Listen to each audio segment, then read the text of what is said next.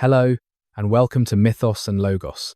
Picture a throne room where dust gathers on gilded armrests, where a king sits silent and forgotten, while other men make all the decisions that matter. Imagine power so hollow that its holder becomes invisible, a ghost crowned in gold. This was the fate of the Merovingian kings in the early 800s AD, rulers in name only, while the true architects of Francia's destiny worked in the shadows behind them. Yet from that shadow would emerge a family, and from that family, a man who would unite Western Europe under a single crown for the first time since Rome's fall. Tonight, we will trace the unlikely rise of the Carolingians, from ruthless power brokers operating behind puppet kings to the creators of an empire that would shape Europe's borders, culture, and imagination for more than 1,000 years. We will walk through palace corridors thick with intrigue, stand on battlefields where the fate of Christendom hung in balance, and witness the moment when one man's ambition transformed into something larger than himself, a vision of empire that would outlive its creator by centuries. May I ask for your help? Liking and subscribing takes just a moment, but makes a huge difference for the channel. I'm grateful for your consideration. I'm also always amazed by our international reach, so I'd appreciate hearing where you're joining from and your local time. Feel the veil between past and present, growing thin, as we cross into the Frankish kingdoms of the 700s AD, where morning mist clings to river valleys and great forests still cover most of the land, where Roman roads crack and crumble under vegetation's slow assault, where wooden halls echo with the rough poetry of Germanic tongues, mixed now with Latin cadences, where the memory of Rome has faded to legend, but its ghost still haunts the dreams of ambitious men. The palace in shadows, the Merovingian palace at Compiègne in the year 700 AD, was a place of whispers and emptiness. Long halls built in imitation of Roman grandeur stood half abandoned, their frescoes fading, their mosaics cracked and missing tiles that no one bothered to replace. At the centre of this decaying magnificence sat a king whose name most of his subjects could not remember, whose face few had ever seen, who emerged from his chambers, perhaps once a year, to be paraded through the streets in an ox cart, before returning to his gilded irrelevance. This was the reality of Merovingian power in its final century. The descendants of Clovis, the warrior king who had united the Frankish tribes and accepted Christian baptism 3 centuries before, had become ceremonial figures. Their long hair, the mark of their royal bloodline, their only remaining symbol of authority. They signed documents placed before them. They nodded at decisions others had made. They performed the rituals of kingship while possessing none of its substance. The chroniclers of the time called them the do-nothing kings, and the name was earned through generations of indolence and incapacity. Some were children crowned in infancy. Others were men of weak character, content to live in luxury while their kingdom fragmented around them. They dwelt in their palaces, supported by vast estates that guaranteed them wealth without requiring effort, and they let other men govern. Those other men held a title that revealed everything about where real power resided. Mayor of the palace. It sounds almost comical to modern ears, this domestic title attached to such authority, but there was nothing amusing about the men who held it. The mayors commanded armies, dispensed justice, made alliances, declared wars, and distributed the wealth of the kingdom. They were kings in all but name, and they had been so for nearly a century. In the eastern Frankish territories of Austrasia, one family had made the position hereditary.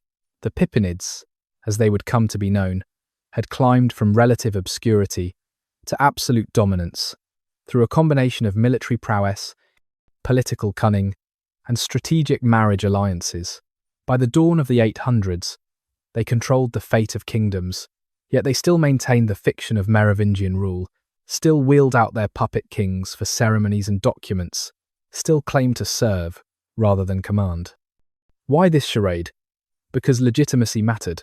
The Merovingians, for all their uselessness, possessed something the Pepinids lacked: the sacred blood of kingship, the ancient right passed down through generations from Clovis himself. In an age where divine favour was believed to descend through bloodlines, where kingship was considered sacred, no amount of actual power could substitute for that mystical inheritance. The Pepinids were strong, capable, ambitious, but they were not kings. Not yet. So the court at Compiègne existed in a peculiar state of suspended reality. The king sat idle while his mayor of the palace made every meaningful decision. Nobles came to pay homage to a figurehead while conducting their real business with the man who held genuine authority.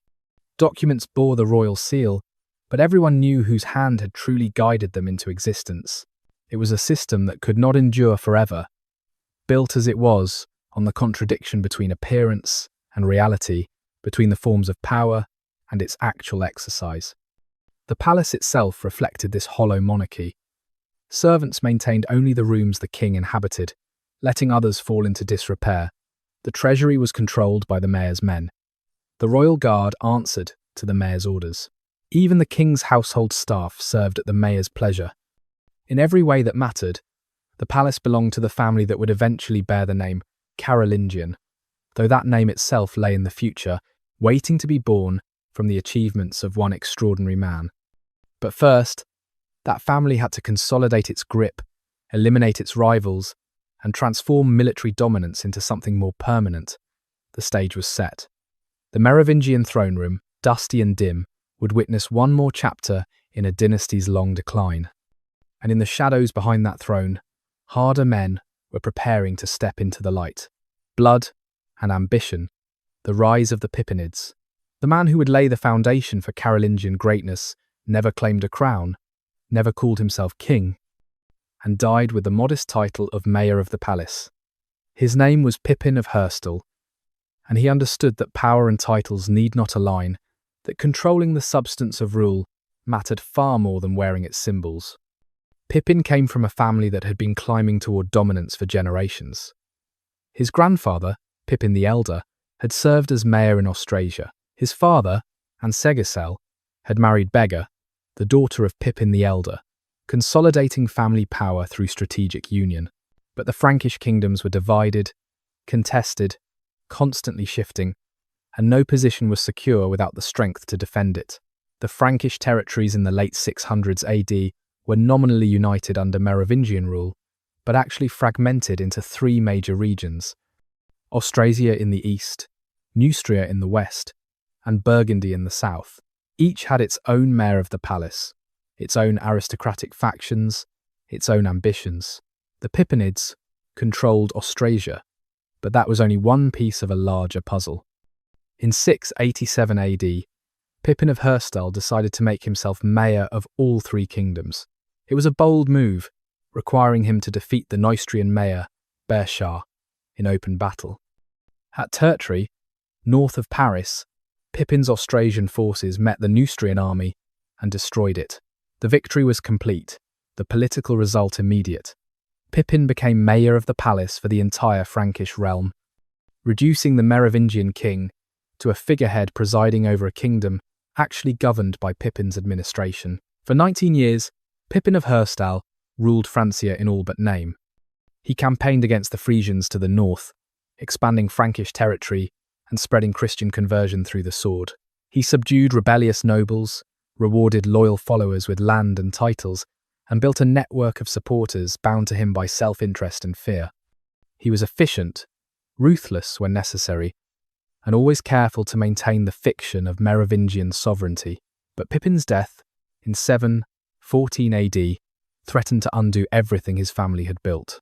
He left the position to his grandson, a boy too young to command respect or lead armies. Immediately, the old fractures reappeared. Neustrian nobles saw opportunity in a child's weakness. Rebellions flared across the kingdom. The carefully constructed edifice of Pepinid power seemed on the verge of collapse. Then a different Pepin emerged. This one bearing the surname history would give him Martel, the Hammer. He was Pepin of Herstal's illegitimate son, born to a concubine rather than a legitimate wife, and therefore initially excluded from succession. But legitimacy of birth mattered less than capacity for violence, and Charles Martel possessed that capacity in abundance. Charles fought his way to power through a brutal civil war that lasted nearly a decade. He defeated rival mayors. He crushed rebellious nobles. He scattered armies that challenged his authority. Each victory was decisive, each defeated enemy a lesson to others who might question his right to rule. Charles understood what his grandfather had known. In an age of fragmentation and violence, power flowed to those strong enough to seize it and ruthless enough to keep it. By 724 AD, Charles Martel had secured his position as mayor of the palace, but his authority rested on force rather than consent, on fear rather than loyalty. He had won his power through bloodshed, and he would spend the rest of his life defending and expanding it through further violence. The Frankish realm he inherited was surrounded by enemies: Saxons pressing from the east, Frisians holding the northern coasts, Muslim armies advancing from Spain, Aquitanians maintaining independence in the south. Charles dealt with each threat in turn, campaigning almost continuously throughout his career. He pushed the Saxons back across the Rhine. He conquered Frisia, bringing the entire North Sea coast under Frankish control. He invaded Burgundy, subduing its duke and incorporating its territories more firmly into the Frankish realm. He was a warrior first, administrator second, but effective at both.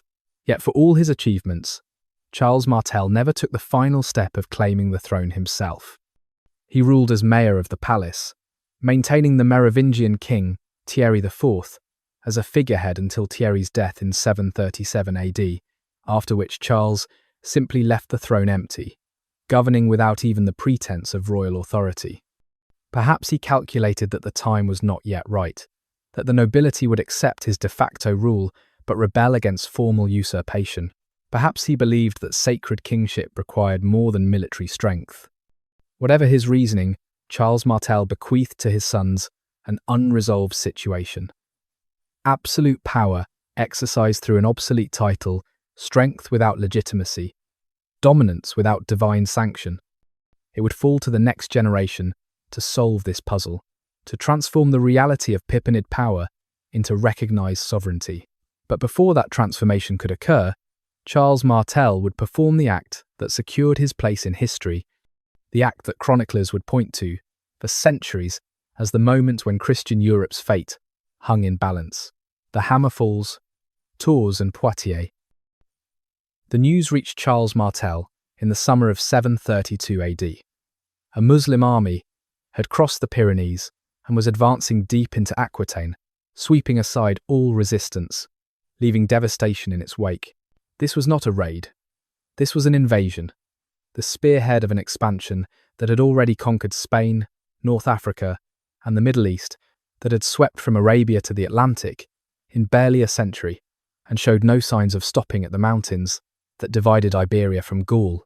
The army's commander was Abd ar-Rahman al-Ghafiqi, governor of Al-Andalus, a veteran of countless campaigns, leading warriors hardened by decades of conquest. They had burned Bordeaux. They had sacked churches and monasteries across Aquitaine, gathering immense plunder. Now they were marching north toward Tours, where the Basilica of St. Martin held treasures that had accumulated over centuries, gold and silver, and precious stones offered by pilgrims to one of Christianity's most venerated saints. Duke Odo of Aquitaine, proud and independent, had tried to stop them. His army had been destroyed, his duchy ravaged. Now he came to Charles Martel, his rival and sometime enemy, begging for help against a threat that transcended their political disputes. Odo understood what many historians would later debate. This was not merely another border conflict, another raid for plunder. This was a question of whether Western Europe would remain Christian or follow Spain and North Africa into the Islamic world. Charles gathered his forces.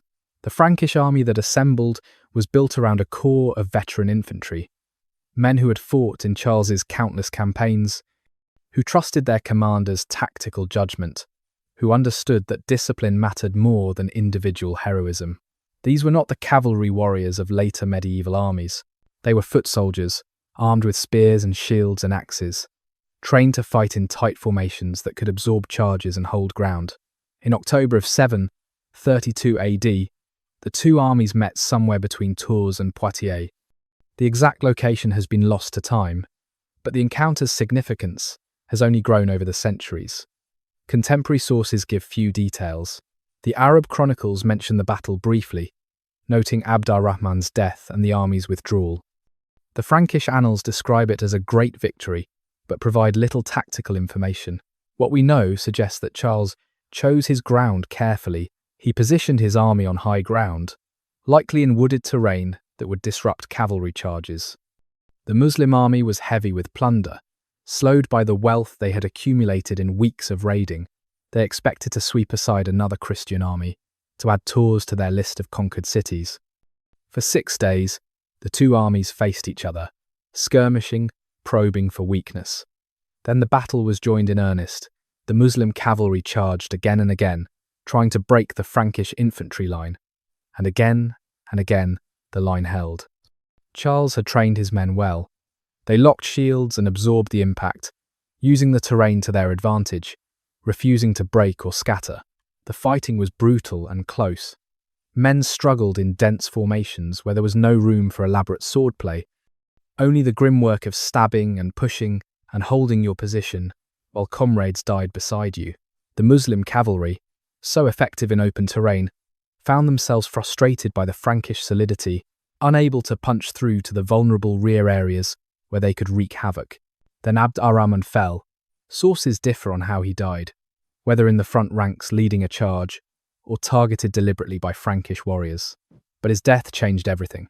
Without their commander, without clear leadership, the Muslim army's cohesion began to fracture. Units started to withdraw. The organised charges gave way to individual efforts, and as night fell, the battle ended inconclusively, with both armies still holding their positions. But morning revealed an empty field. The Muslim army had withdrawn during the night, abandoning their camp, leaving behind much of their plunder, and begun the long march back to Spain. They had recognised that without Abd ar-Rahman, without the leadership to sustain a campaign so far from their bases, continuing was suicide. Charles Martel had won. He had not destroyed the Muslim army, but he had stopped its advance, turned back what had seemed an unstoppable tide of conquest. Tours would not fall, the treasures of St. Martin would remain in Christian hands. And Western Europe would develop along a different path than Spain or North Africa, shaped by Christianity rather than Islam. Did Charles understand the battle's historical significance? Probably not in the terms we use now. He saw a threat to his territory and eliminated it. He saw an opportunity to demonstrate his indispensability to the Frankish realm and seized it. He understood that defeating such a formidable enemy would enhance his prestige and authority, making challenges to his rule less likely. But the chroniclers who wrote in later centuries, who looked back from a time when the religious and cultural division between Christian Europe and the Islamic world had hardened into clear borders and identities, they saw Tours as the decisive moment. They called it the battle that saved Christianity. They credited Charles Martel with preserving Western civilization. Edward Gibbon, writing in the 1700s, speculated that without Charles's victory, the Quran might have been taught in Oxford instead of the Bible. Modern historians debate this interpretation. The Muslim army, they note, was on an extended raid, not a planned conquest. Even if they had taken Tours, holding territories so far from Spain would have been difficult. The battle's importance, they argue, has been exaggerated by Christian chroniclers and later nationalist historians. Yet something significant did occur at Tours. A major Muslim military expedition was turned back. The psychological impact of this reversal, after decades of seemingly inevitable Islamic expansion, was real, and Charles Martel's reputation was transformed.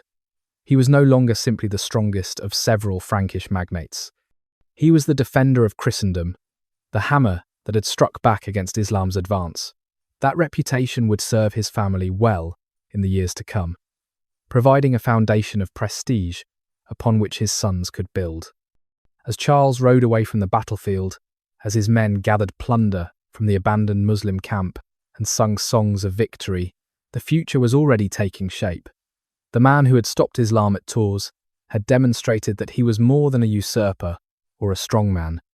He was a protector, a necessary presence, a leader whom Christian Europe could not afford to lose. And that made him, in all practical terms, a king already, whether or not he ever wore a crown. A warrior's morning, you wake in darkness, but you can tell from the sounds around you that dawn is approaching.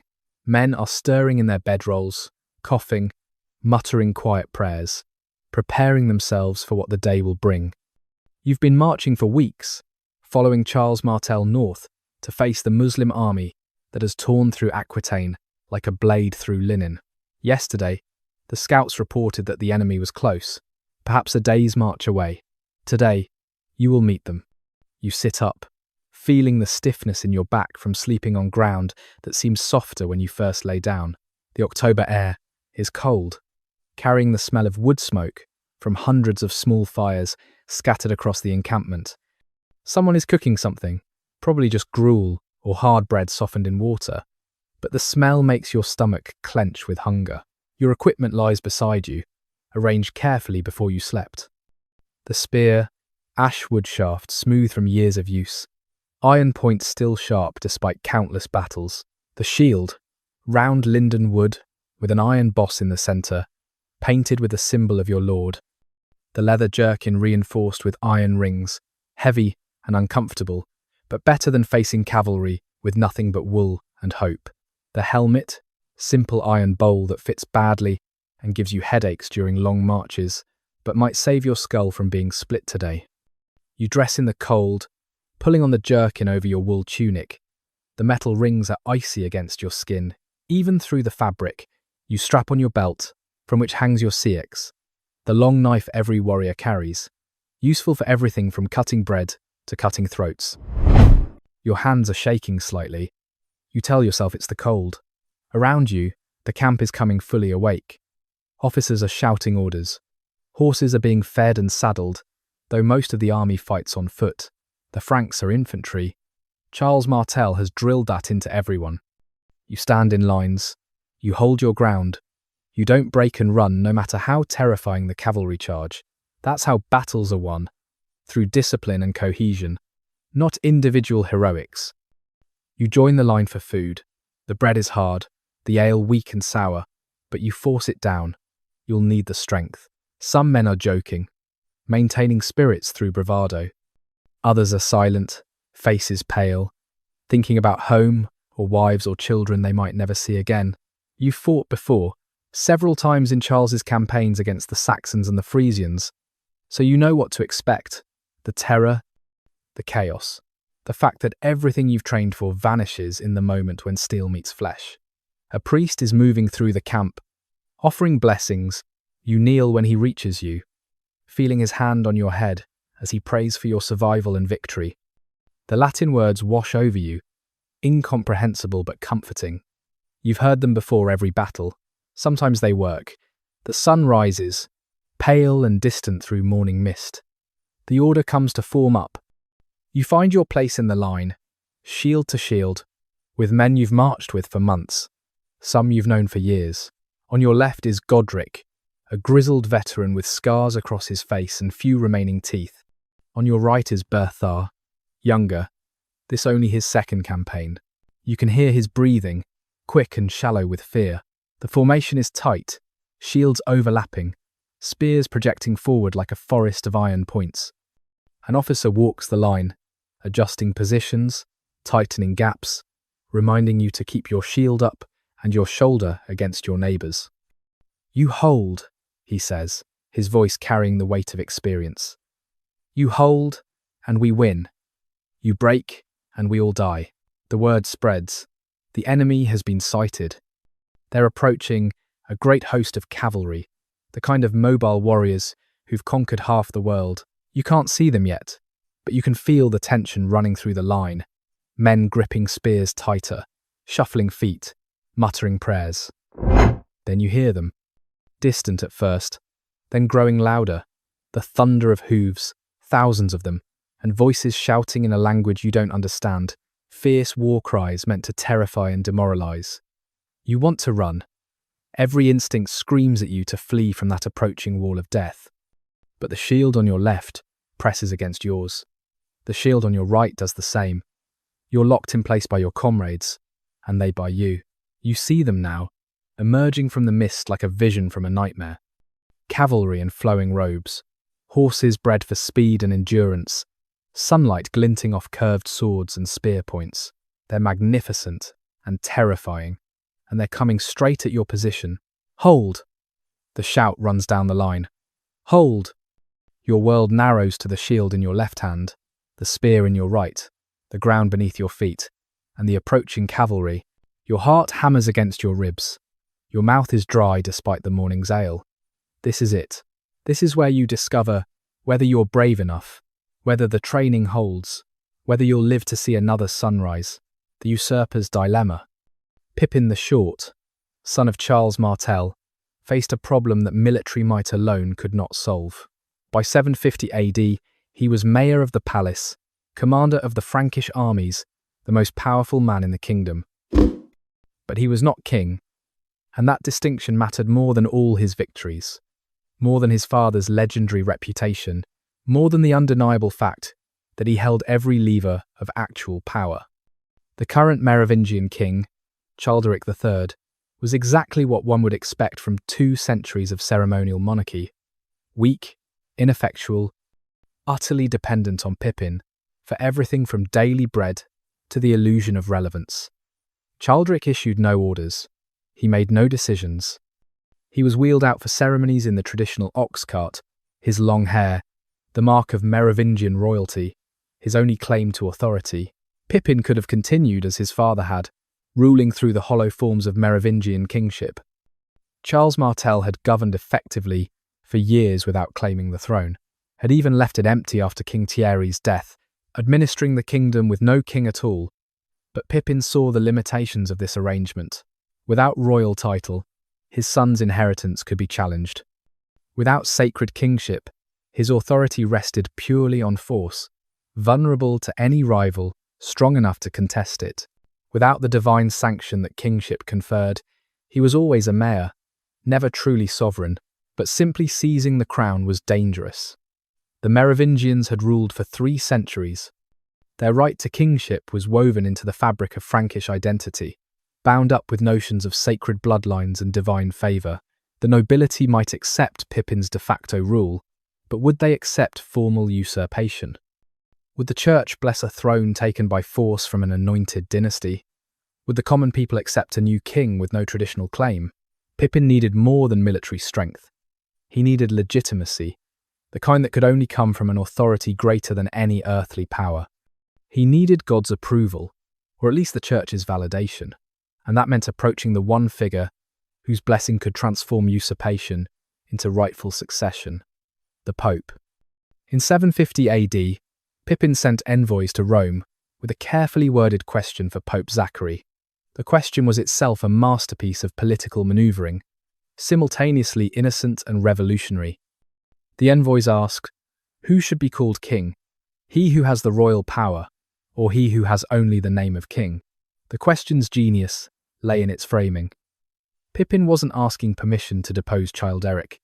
He was asking for theological guidance about the nature of kingship itself. He was inviting the Pope to declare that power and title should align, that calling someone king who exercised no royal functions was itself a kind of lie, an offence against proper order. Pope Zachary, facing his own political difficulties in Italy and needing Frankish military support against the Lombards who threatened Rome, saw opportunity in Pepin's question. His answer was direct. It is better that he who has the power should be called king, rather than he who has none. With those words, the Pope had given theological sanction to what was essentially a coup. Zachary had declared that Merovingian kingship, emptied of all substance, had forfeited its divine legitimacy. He had said that God favoured effective rule over sacred bloodlines, that power exercised responsibly was itself a form of divine right. Armed with papal approval, Pepin moved swiftly. In November of 751 AD, an assembly of Frankish nobles met at Soissons. There was no great battle, no dramatic siege. Childeric III was simply deposed. His long hair, the symbol of Merovingian royalty, cut short in a gesture that severed him from his dynasty's sacred identity. He was sent to a monastery, where he would live out his remaining years in comfortable obscurity.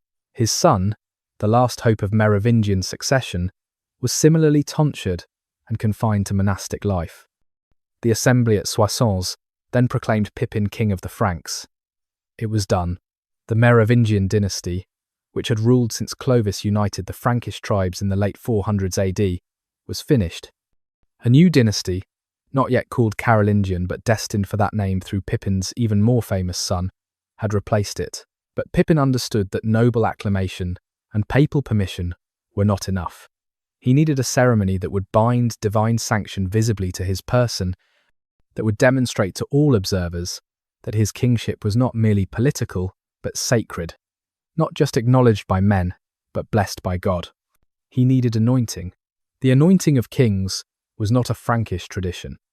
It came from the Old Testament, from the Jewish practice of consecrating kings with sacred oil. Saul had been anointed. David had been anointed. The act symbolized divine selection, God's hand upon the chosen ruler. By having himself anointed, Pepin was claiming that God had chosen him just as God had chosen the biblical kings, that his rule was divinely ordained and therefore unquestionable. In 751 AD, Pepin was anointed by Boniface, the English missionary who had worked to bring Christianity to the Germanic tribes and who now served as the church's representative in Francia. The ceremony was solemn and unprecedented in Frankish history. Sacred oil touched Pepin's head, transforming him from a successful general into a divinely sanctioned monarch. But even this was not enough for Pepin's purposes. He wanted papal anointing directly, wanted the ceremony repeated by the Pope himself, lending even greater weight to his kingship's sacred character. Opportunity came soon enough. In 753 AD, Pope Stephen II, fleeing Lombard pressure in Italy, crossed the Alps to seek Frankish military aid. Pepin received him with great honour and promised military intervention against the Lombards. In return, in July of 754 AD, at the royal monastery of Saint-Denis near Paris, Pope Stephen personally anointed Pepin and his sons, Charles and Charlemagne, as kings of the Franks. This ceremony went beyond even the first anointing. Stephen declared that no one not of Pepin's family should ever be king of the Franks. He threatened excommunication for anyone who challenged this decree. In effect, the Pope was creating a new sacred dynasty, transferring the divine right of kingship from the Merovingians to the Pepinids, declaring that God's favour had shifted from one bloodline to another. Pepin had achieved what military conquest alone could never accomplish. He had transformed his family from powerful mayors into legitimate kings, had gained church sanction for what was essentially theft of a crown, had created a foundation of sacred authority that his descendants could build upon. The usurpation was complete, blessed by the highest spiritual authority in Western Christendom, and therefore beyond challenge by any earthly power, sacred oil and stolen crowns. The monastery of Saint-Denis, in July of 754 AD, was transformed into a stage for sacred theatre. Every detail had been carefully arranged to maximize the ceremony's impact. The assembled nobility dressed in their finest, the clergy in embroidered vestments, the altar covered in silk and gold, candles burning in numbers that turned the church's interior into a field of light. Pope Stephen II had brought relics from Rome, fragments of saints whose presence was meant to sanctify the proceedings. Bishops and abbots from across Francia had been summoned to witness. This was not merely a coronation, but a revolution dressed in liturgical garments, the moment when usurpation became legitimate succession through the transforming power of sacred ritual. Pepin entered the church in the simple dress of a penitent, barefoot despite his kingship, demonstrating humility before God, even as he claimed divine sanction for his rule. This was the careful balance he had to strike, powerful enough to have seized a throne, humble enough to deserve God's blessing. The Pope represented divine authority, and Pepin's submission to that authority paradoxically confirmed his own.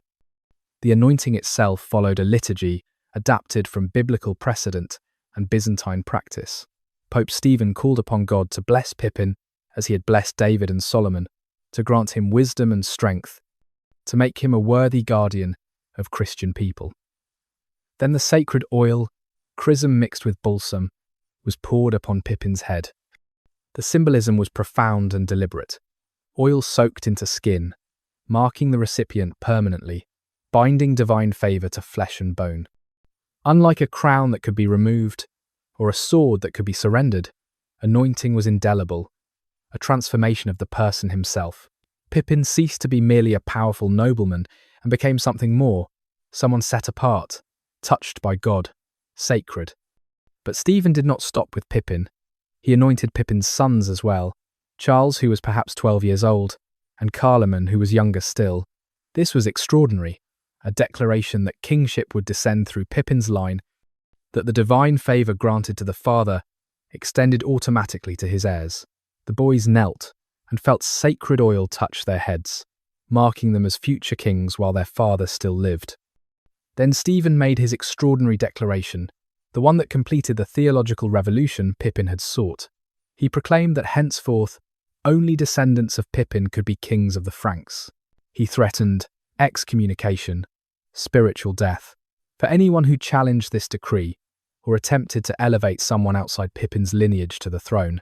Think about the audacity of this pronouncement.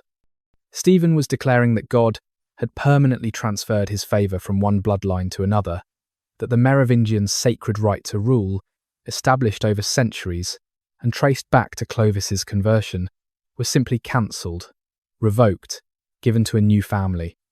He was saying that might did not merely make right, but revealed it, that Pepin's success in seizing power demonstrated God's will rather than contradicting it.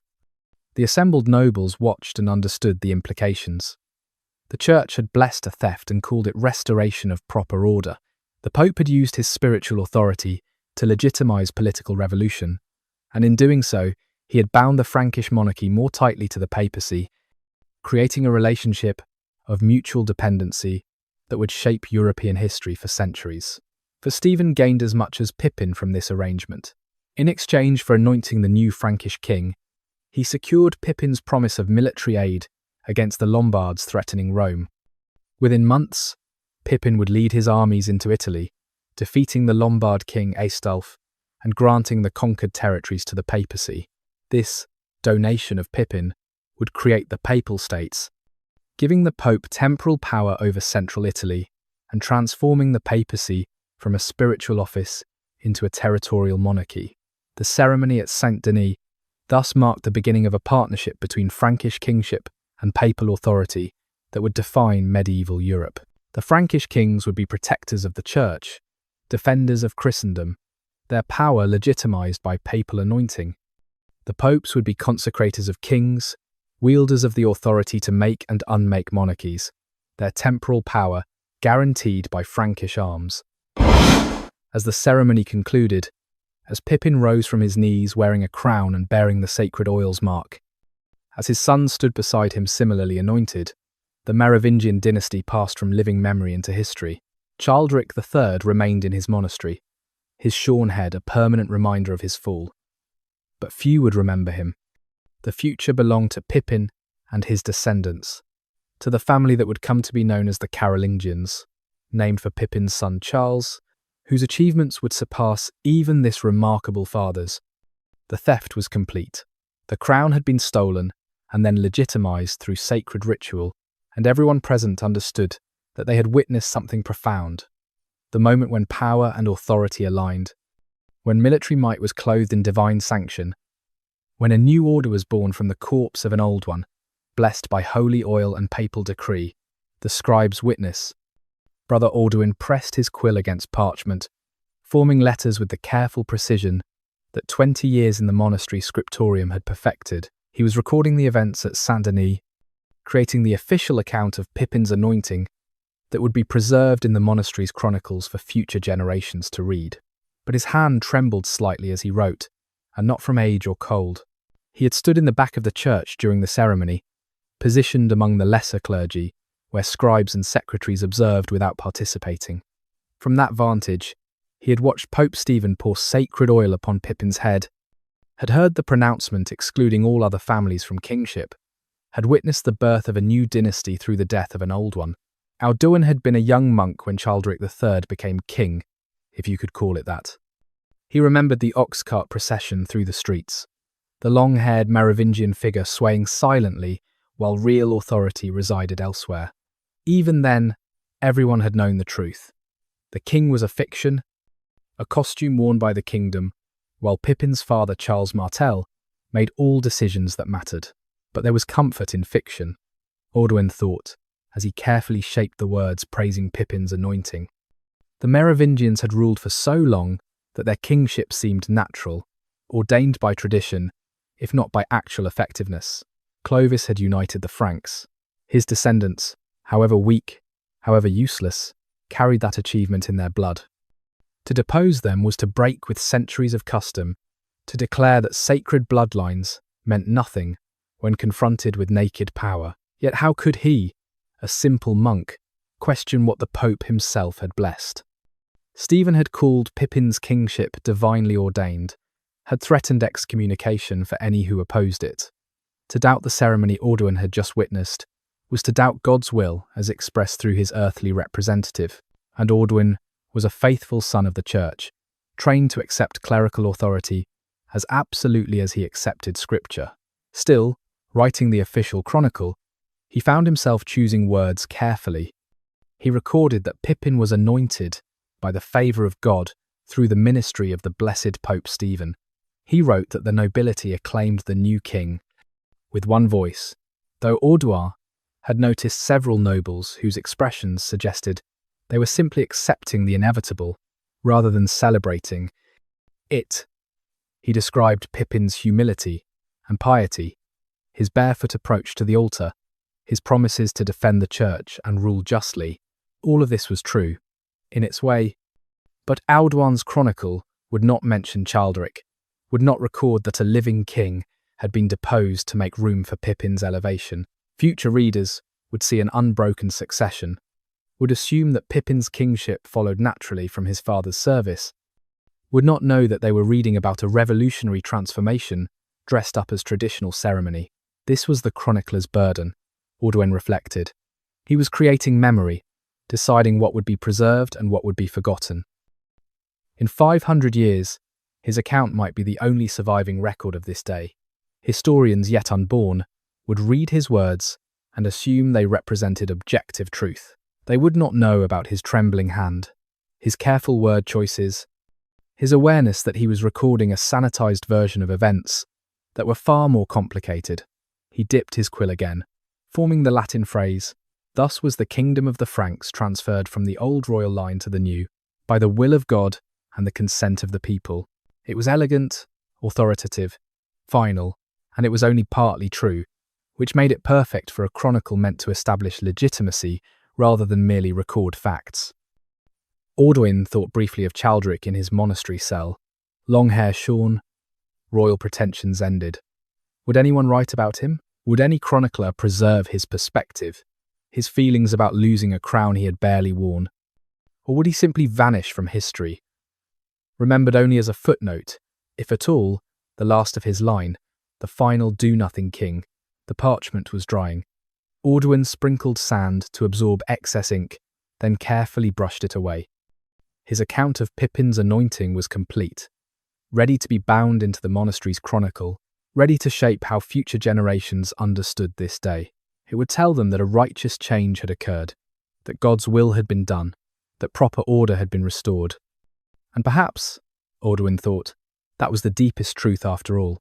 Perhaps legitimacy was simply whatever power could maintain, and the church would bless.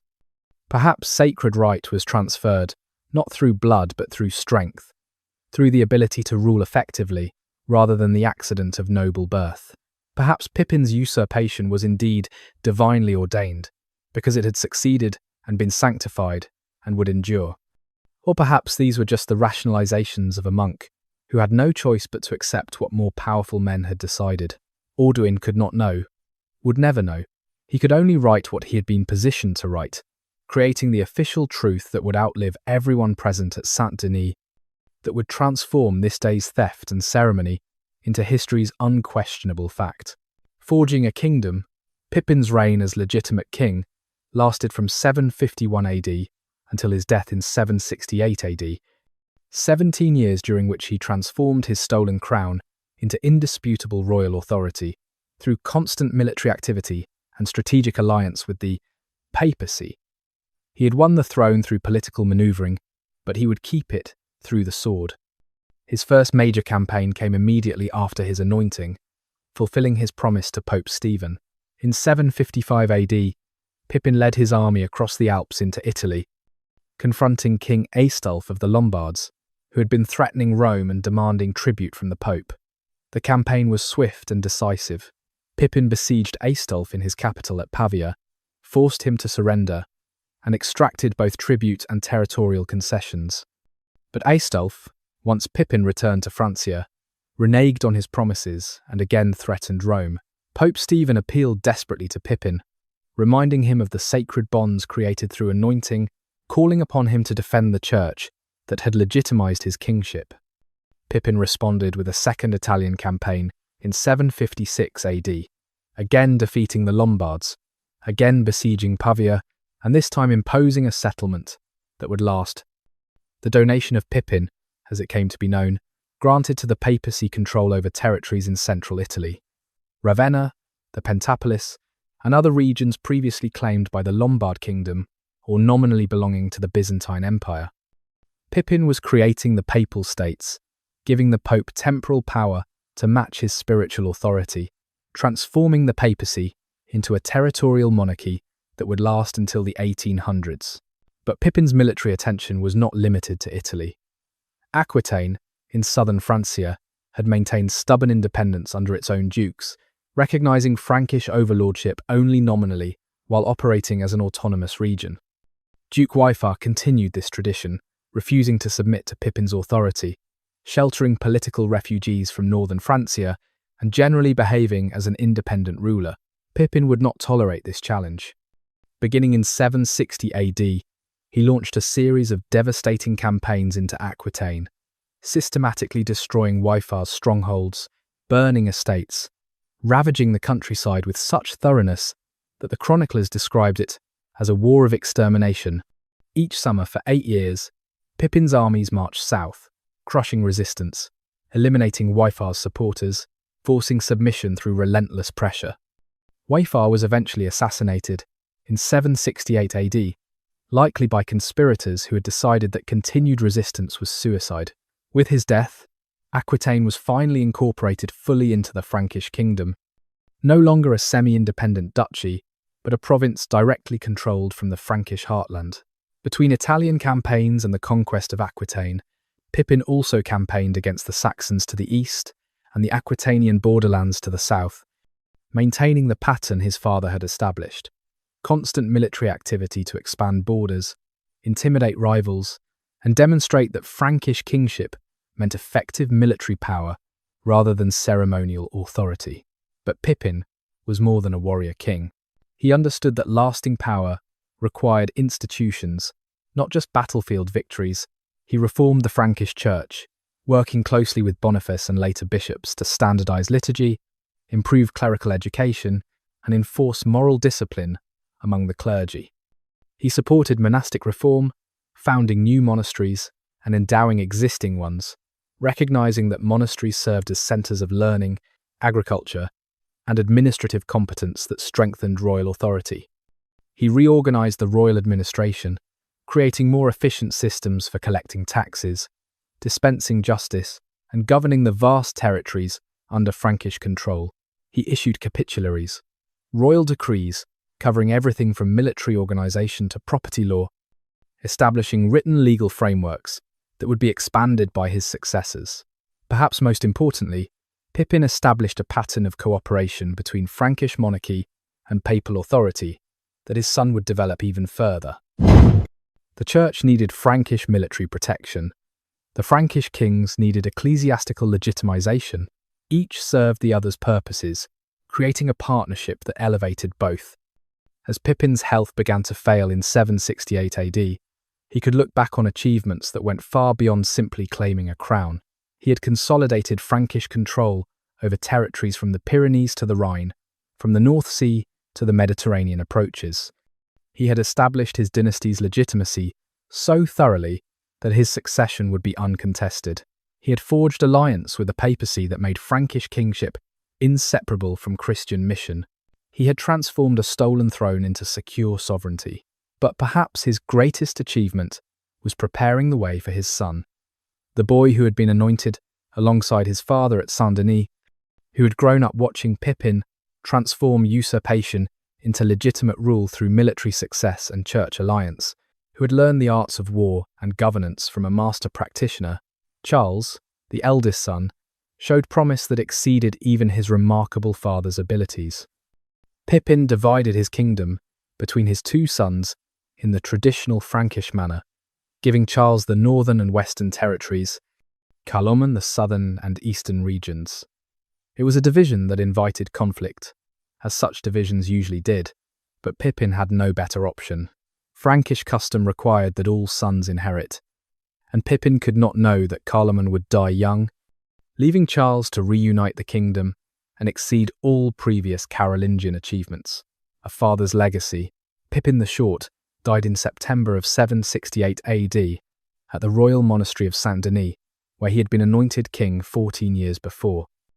He was perhaps 54 years old, though exact dates of birth for this period are uncertain.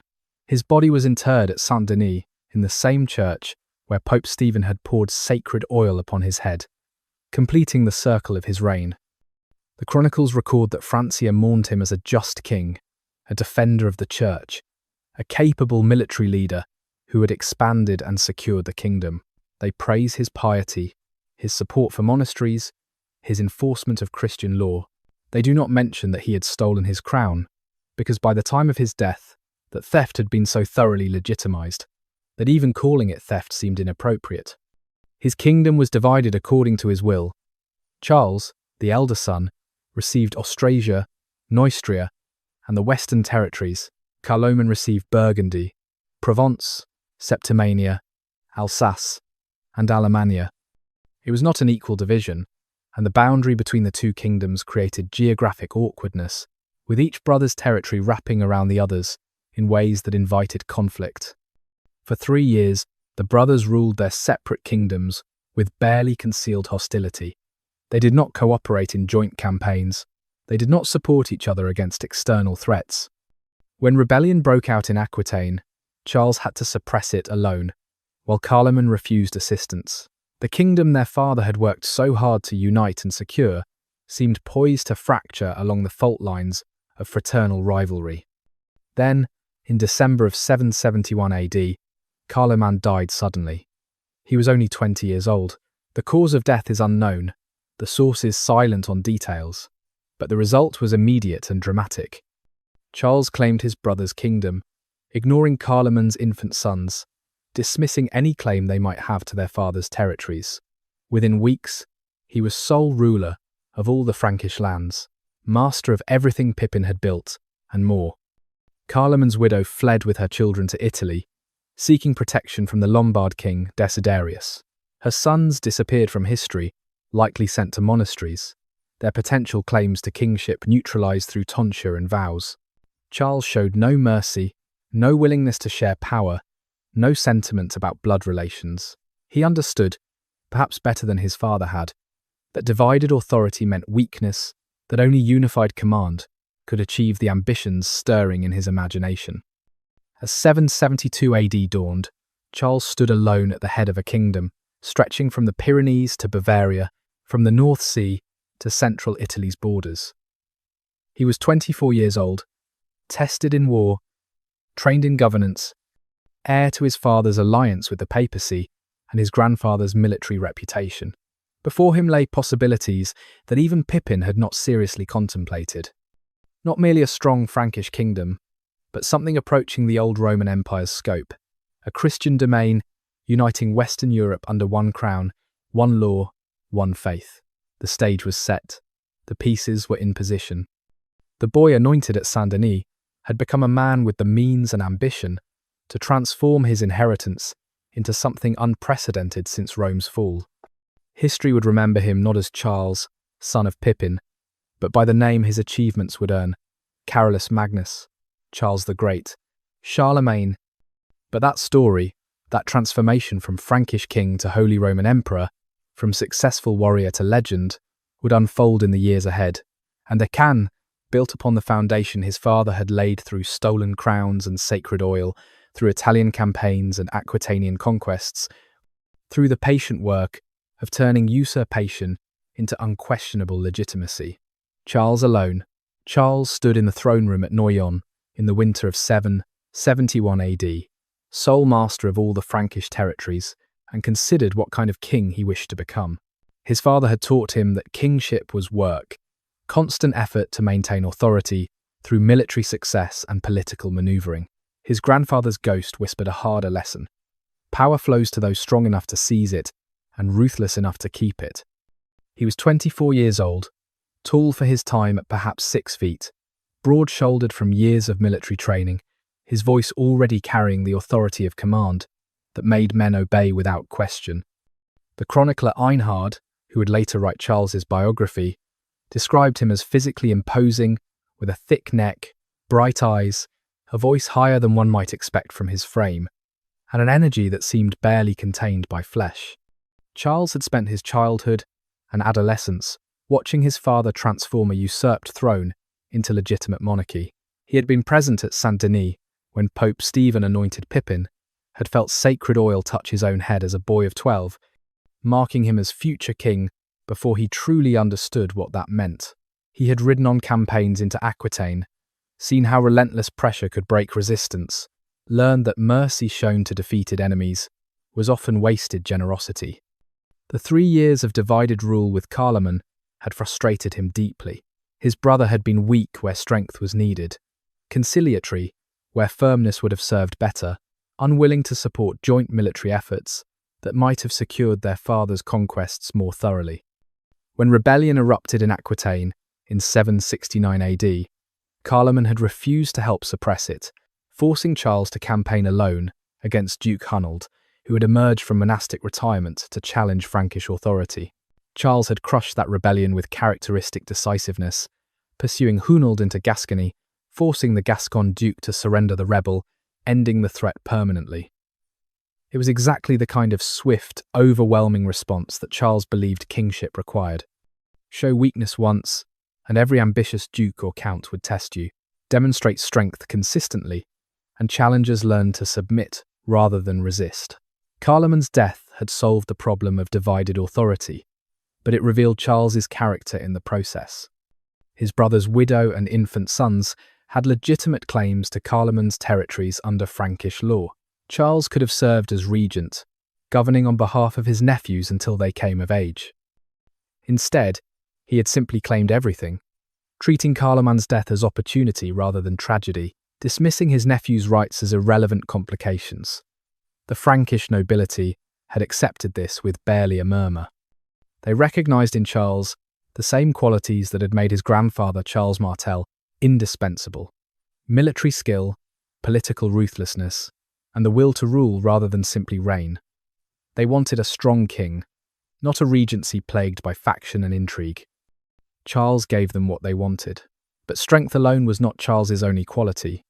He possessed genuine intellectual curiosity, unusual for a warrior aristocrat of his time. He could read, though writing remained difficult for him throughout his life, his large hands better suited to wielding swords than styluses.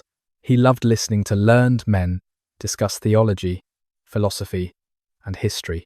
He surrounded himself with scholars and encouraged their work, recognizing that cultural achievement brought prestige that complemented military glory. He was also deeply, if conventionally, religious.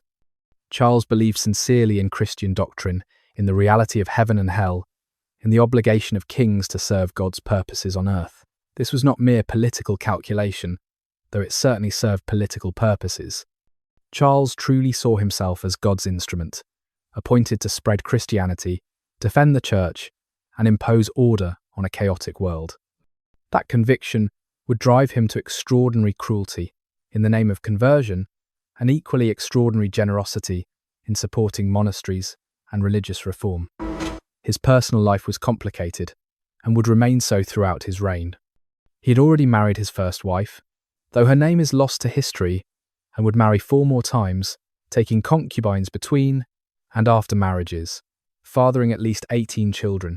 He loved his daughters intensely and refused to let them marry, keeping them at his court throughout his life.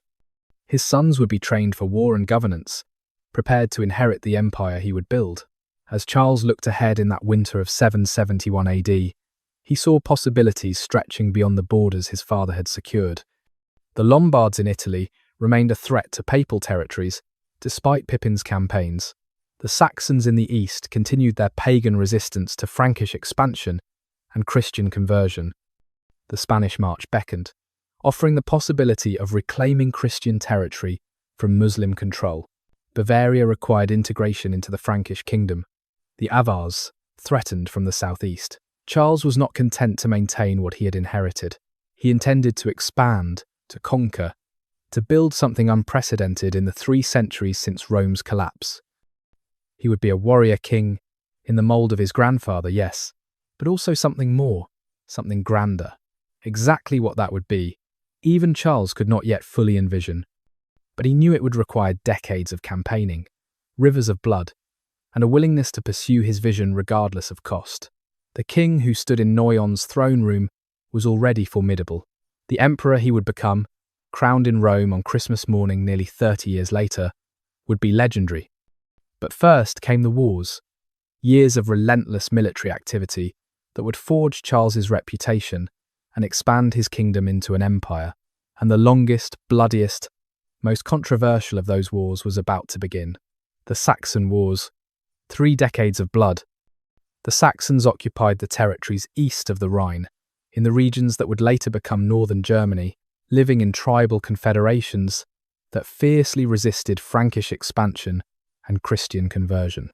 They were pagans who worshipped the old Germanic gods, Woden and Thor, who performed sacrifices at sacred groves, who saw Christianity as a foreign corruption meant to enslave them to Frankish kings and Roman popes.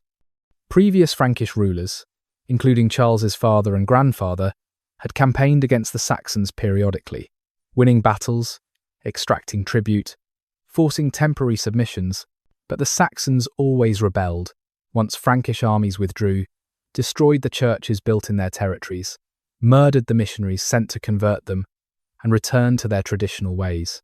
They were, from the Frankish perspective, incorrigibly rebellious, refusing to accept what seemed to Charles the obvious benefits of Christian civilization and Frankish order.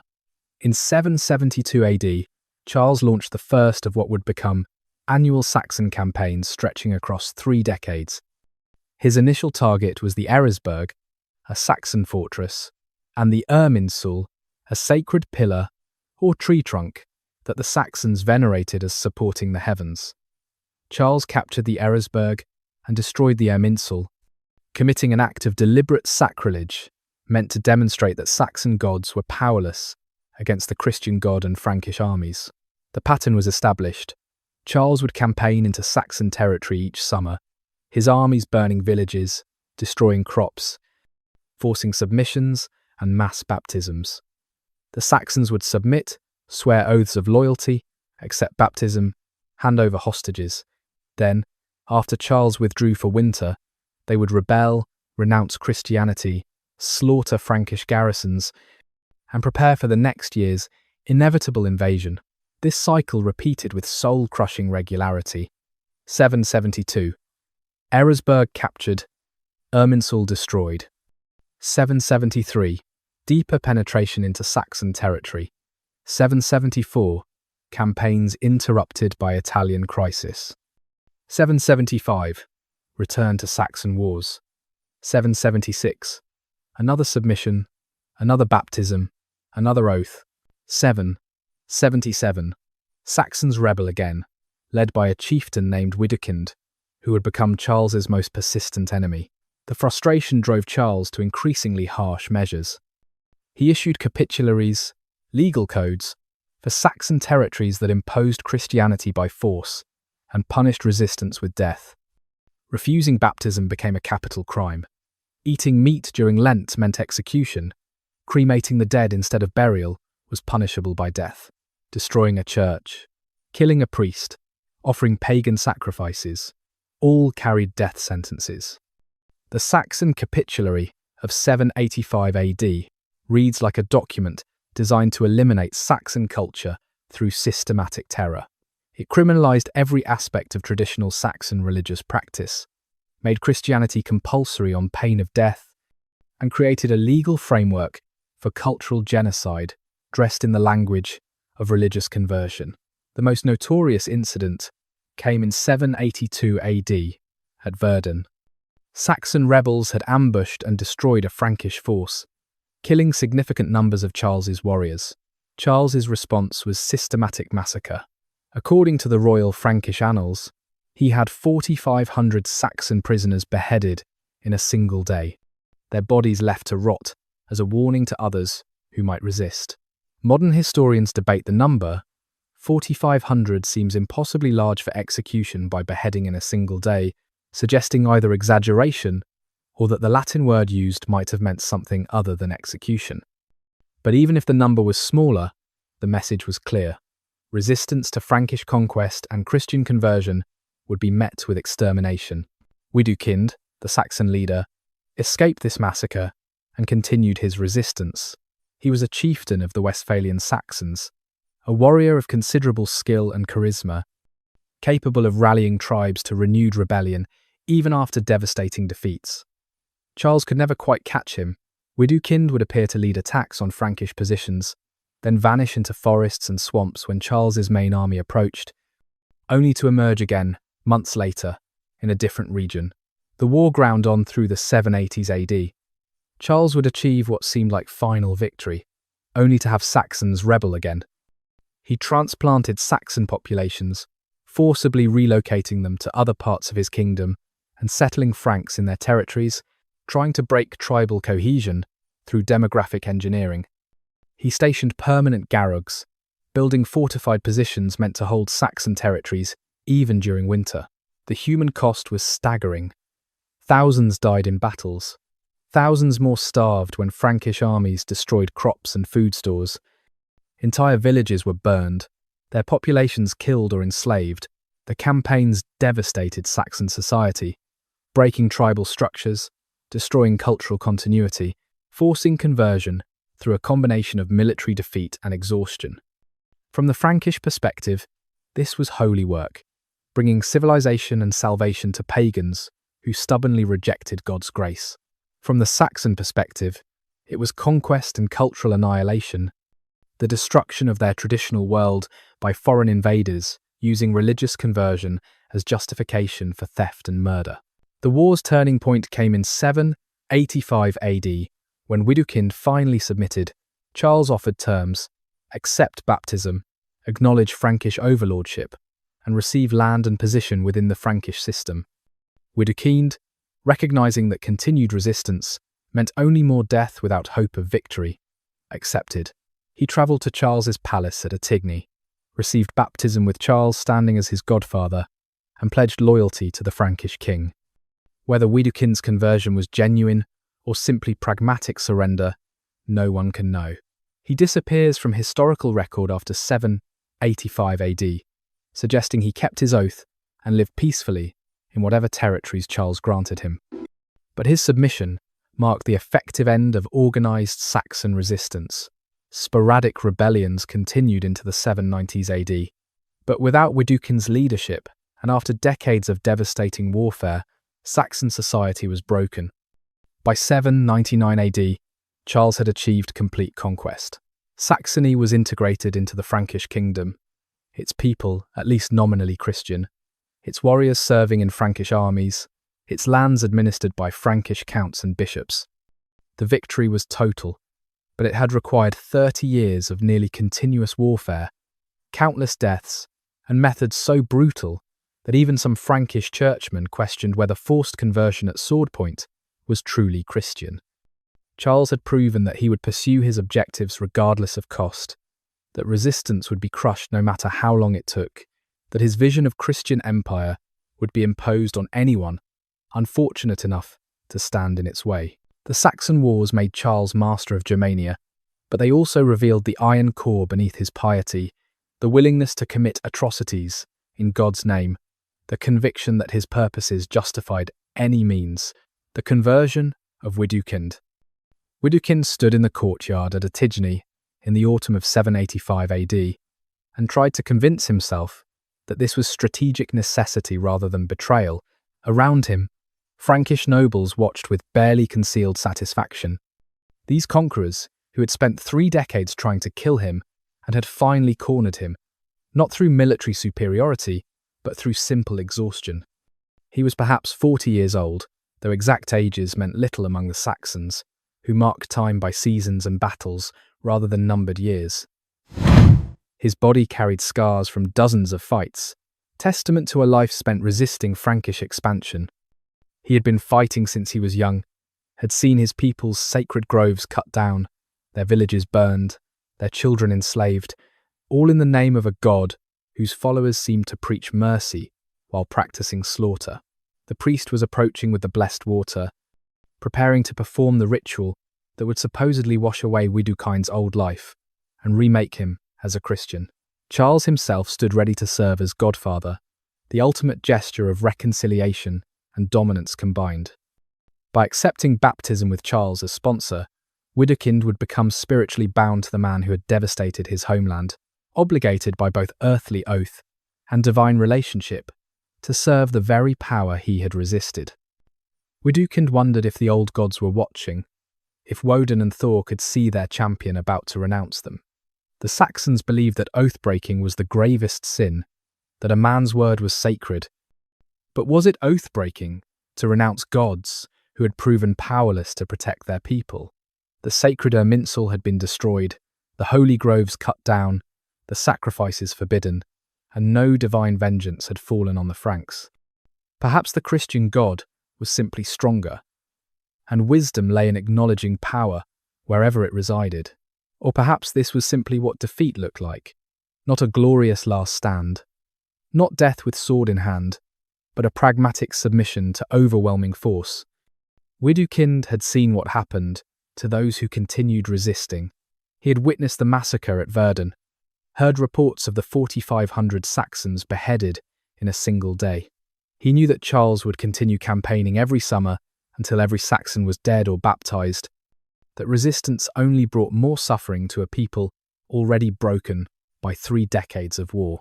The priest was speaking in Latin, words Widukind barely understood. Something about washing away sin, being born anew in Christ, renouncing Satan and all his works. Widukind repeated the phrases in rough approximation, his accent marking him as foreign to this ritual, even as he participated in it. The water touched his head, cold and shocking. He felt nothing else, no divine presence, no spiritual transformation. He was the same man he had been a moment before, Saxon warrior, defender of his people's traditions, now wearing the mask of Christian convert, because survival required it. Charles embraced him, the ritual embrace of godfather and godson, binding them in spiritual kinship. The king's arms were strong, and Widukind felt the power in that embrace, the message beneath the religious symbolism. I have won, you have lost. And this ritual seals that reality, regardless of what gods you truly believe in. Would he keep faith with this forced conversion? Widukind did not know. He knew he would keep his oath to Charles, because breaking it meant death and the destruction of whatever remained of Saxon independence.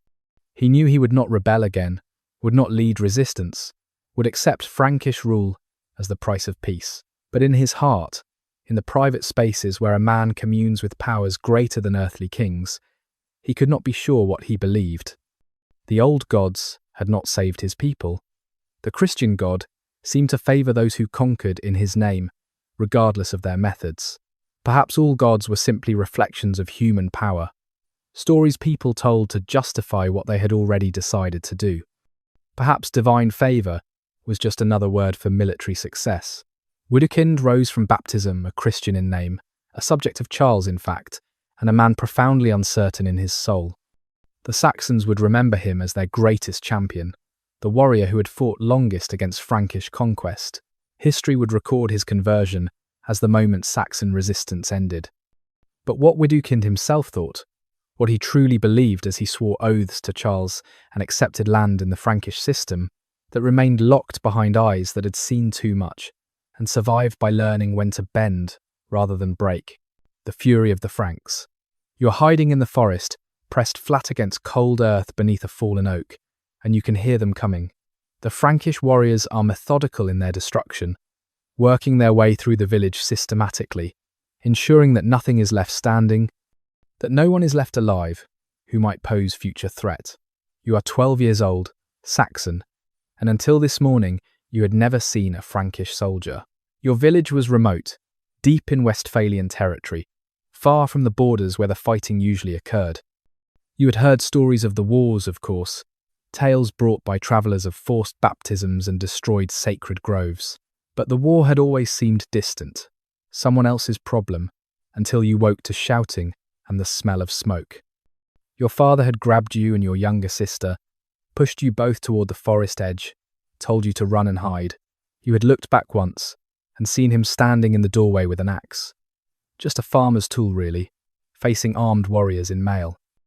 You did not see what happened next because your sister was crying and you had to drag her into the trees. Now you lie in the forest while smoke rises from where your home used to be. The thatch caught quickly, the dry summer straw burning like kindling. You can hear the crackling from here, can smell the distinctive odour of burning wood and something else, something that makes your stomach twist with the knowledge of what it must be. The soldiers are calling to each other in their harsh Frankish tongue, words you do not understand, but whose meaning is clear enough from their tone. They are searching the forest edge, looking for anyone who fled. You press your hand over your sister's mouth, feeling her tears wet against your palm, willing her to silence, because the slightest sound will bring them. A soldier passes close enough that you can see his boots, muddy and worn, the kind of practical gear men wear on long campaigns. He is whistling something, a tune that sounds cheerful and wrong in the context of destruction and death. He has a spear and blood on his hands, and he is looking carefully at the undergrowth, scanning for hiding places. You stop breathing. Your sister is rigid with terror against your side. The soldier is 3 paces away. 2, 1. He is looking directly at the fallen oak, and you are certain he must see you, must know you are there. Your heart is pounding so loudly, you think he must hear it. Then someone calls from the village, some command or question, and the soldier turns away, heading back toward the smoke and the screams that have finally stopped. You remain frozen, not daring to move, barely daring to breathe, while minutes stretch into what feels like hours. Eventually the sounds change. The soldiers are moving on, their work here complete. You hear horses, many of them, and the creak of wagons. They are taking something, plunder, or supplies, or both. The village had little worth stealing, but the Franks take it anyway, because that is what conquerors do. You wait until the forest is quiet again, except for the crackling of fires and the small sounds of animals returning to their routines. Then you wait longer, because you are terrified and have nowhere to go. Your sister has stopped crying, gone silent, and still in a way that worries you more than her tears did. Finally, when you can bear the not knowing no longer, you crawl out from beneath the oak and look toward what used to be your village. The buildings are gone, reduced to ash and smoking timber. The fields are burning, the summer crops destroyed before harvest, and in the village centre, you can see shapes that you do not want to look at closely, that you turn away from because you are only 12 and your mind cannot process what has been done. Your father is not among the living. You know that with cold certainty. Your mother, your aunts and uncles, your neighbours, all gone.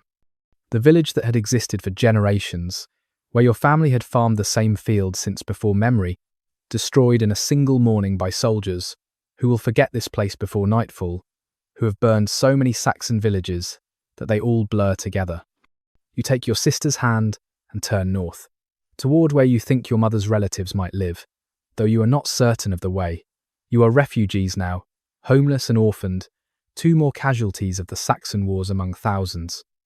You do not yet understand that this destruction is meant to save your soul, that the king who ordered it believes sincerely he is doing God's work, that forced Christianity is better than pagan damnation. You only understand that strangers came and destroyed your world, and that somewhere there is a God they worship who they say commanded this, and that you will hate that God and those strangers for as long as you live. But you are 12 and powerless, and your hate changes nothing. The village burns behind you as you walk north, and by tomorrow, the soldiers will have moved on to the next target, and the war will continue, and eventually the Saxons will break, and you will be baptized whether you wish it or not, because that is how empires are built, Through the accumulated grief of the conquered, master of Western Christendom, the Saxon Wars were Charles's longest campaign, but they were far from his only military activity. In the 3 decades following his succession, Charles led armies in nearly every direction, expanding Frankish territory until it encompassed most of Western Europe, creating an empire unprecedented since Rome's fall. Italy drew his attention repeatedly. In 773 AD, the Lombard king Desiderius, who was harbouring Carloman's widow and sons, began threatening papal territories again, despite Pepin's earlier interventions. Pope Hadrian I appealed to Charles for help, invoking the alliance between Frankish monarchy and papal authority. Charles crossed the Alps with his army, besieged Desiderius in Pavia, and after a lengthy siege forced the Lombard king's surrender in 774 AD. But unlike his father, who had left the Lombard kingdom intact under Frankish overlordship, Charles abolished it entirely. He claimed the Lombard crown for himself, took the title King of the Lombards, and incorporated northern Italy directly into his expanding realm. This was a pattern Charles would repeat, not merely defeating enemies but eliminating them as independent powers, replacing regional kingdoms with Frankish administration, building a unified domain rather than a collection of tribute-paying vassals. Where his father had been content with overlordship, Charles insisted on direct rule. The Spanish March presented both opportunity and frustration. Muslim Spain was fragmenting into competing factions, and in 778 AD, some Muslim governors invited Charles to intervene against the Emir of Córdoba. Charles saw the possibility of reclaiming Christian territory and expanding southward into Iberia. The campaign was a rare failure. Charles besieged Zaragoza, but could not take it. Faced with reports of Saxon rebellion at home, he withdrew across the Pyrenees. During the retreat through the mountain pass at Roncesvalles, Basque warriors ambushed his rearguard, killing several important Frankish nobles, including Roland, warden of the Breton March. The battle was minor in military terms, but it would become legendary, immortalized in the Song of Roland, that transformed a Basque ambush into an epic confrontation with Muslim armies. Charles responded to this setback by creating the Spanish March, a buffer zone south of the Pyrenees with Barcelona as its centre, conquered gradually over subsequent campaigns. He could not take all of Spain, but he established Christian strongholds that would eventually become the foundation for Spanish reconquest centuries later. Bavaria required careful handling. Duke Tassilo III ruled Bavaria with considerable autonomy, technically recognising Frankish overlordship, but operating independently in practice. He was Charles's cousin, had sworn oaths of loyalty, but maintained his own foreign policy and resisted integration into the Frankish system. In 787 AD, Charles moved against Tassilo, not through immediate military conquest but through political pressure and legal manoeuvring. He summoned Tassilo to answer charges of oath-breaking and put him on trial before an assembly of Frankish nobles, secured his conviction, and forced him to abdicate and enter a monastery. Bavaria was absorbed into the Frankish kingdom without significant bloodshed, a demonstration that Charles had learned to use law and politics alongside military force. The Avars presented the last major external threat. These nomadic warriors from the steppes had established themselves in the Middle Danube region, enriching themselves through raiding and tribute. They were formidable cavalry, veterans of countless battles, controlling a vast treasure accumulated over generations of conquest. Charles launched a massive campaign against the Avars in 791 AD. The war lasted 8 years, requiring multiple armies, attacking from different directions, systematic destruction of Avar strongholds, and relentless pressure that eventually broke Avar resistance. In 796 AD, Frankish forces captured the Ring, the Avars' fortified headquarters, and seized an almost unimaginable treasure of gold, silver, and precious objects. Eric of Friuli, one of Charles's commanders, transported the treasure to Aachen in 15 wagons, a hoard so vast that it allowed Charles to distribute wealth lavishly to his followers, fund massive building projects, and demonstrate through tangible riches the benefits of serving under his command. The Avar defeat was total. Their khaganate collapsed, their people scattered or absorbed into the Frankish system, their treasure enriching Charles's treasury and reputation. By 800 AD, Charles ruled a realm stretching from the North Sea to the Mediterranean, from the Atlantic to the Danube, from the Pyrenees to the Baltic approaches. He was king of the Franks, king of the Lombards, patrician of Rome, master of territories that included modern France, Germany, the Low Countries, Switzerland, Austria, northern Italy, and portions of Spain. No ruler, since the Western Roman Empire's collapse, had controlled such vast territories. But territory alone did not make an empire. Charles needed administrative structures to govern these diverse regions, legal frameworks to maintain order, military organization to defend borders and suppress rebellions. The question of how to rule an empire would occupy him as much as the question of how to conquer one. The weight of empire. Governing an empire stretching across Western Europe required more than military strength. Charles needed administrators, judges, tax collectors, and military commanders spread across hundreds of regions, each with local customs and languages, each requiring oversight. He solved this problem through a combination of personal energy, systematic administration, and the creation of new institutions designed to project royal authority even in distant provinces.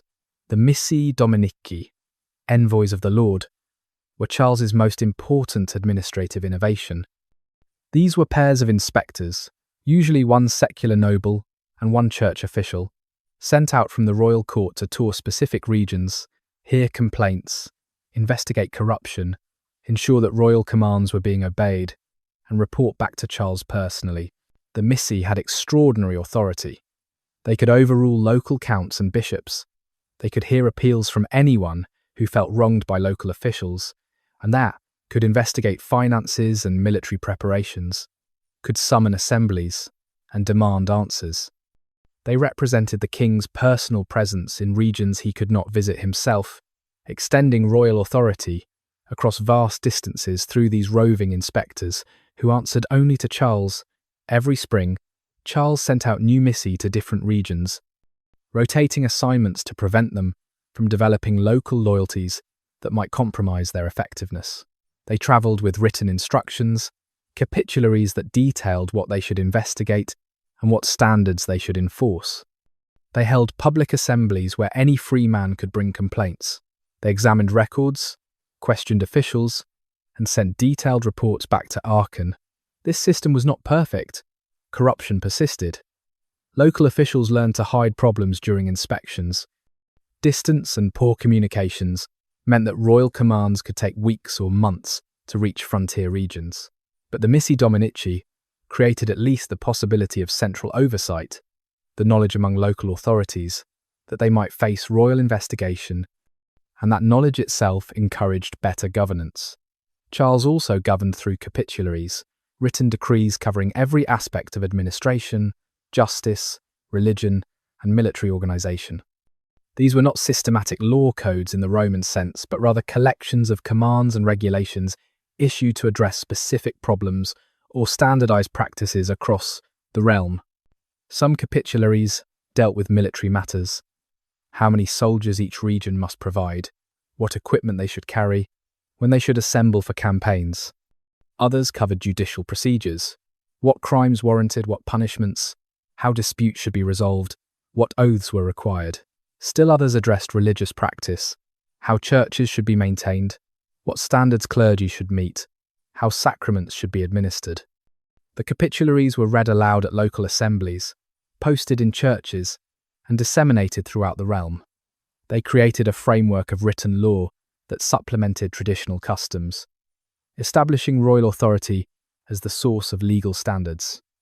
Reading and writing became tools of governance, literacy, and necessity for administrators, and Charles's support for education served practical political purposes alongside cultural ones.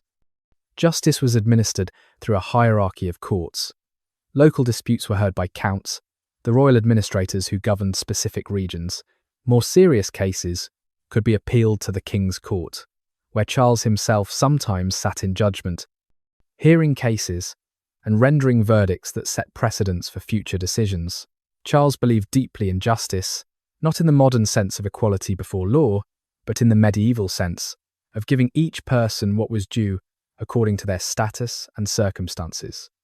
He heard appeals from commoners against nobles, protected church property from secular encroachment, and punished officials who abused their authority. His justice was harsh by modern standards, death for many crimes, but it was relatively consistent and based on publicly known standards rather than arbitrary whim. Taxation was less systematic. The Frankish kingdom had no regular direct taxation in the Roman sense.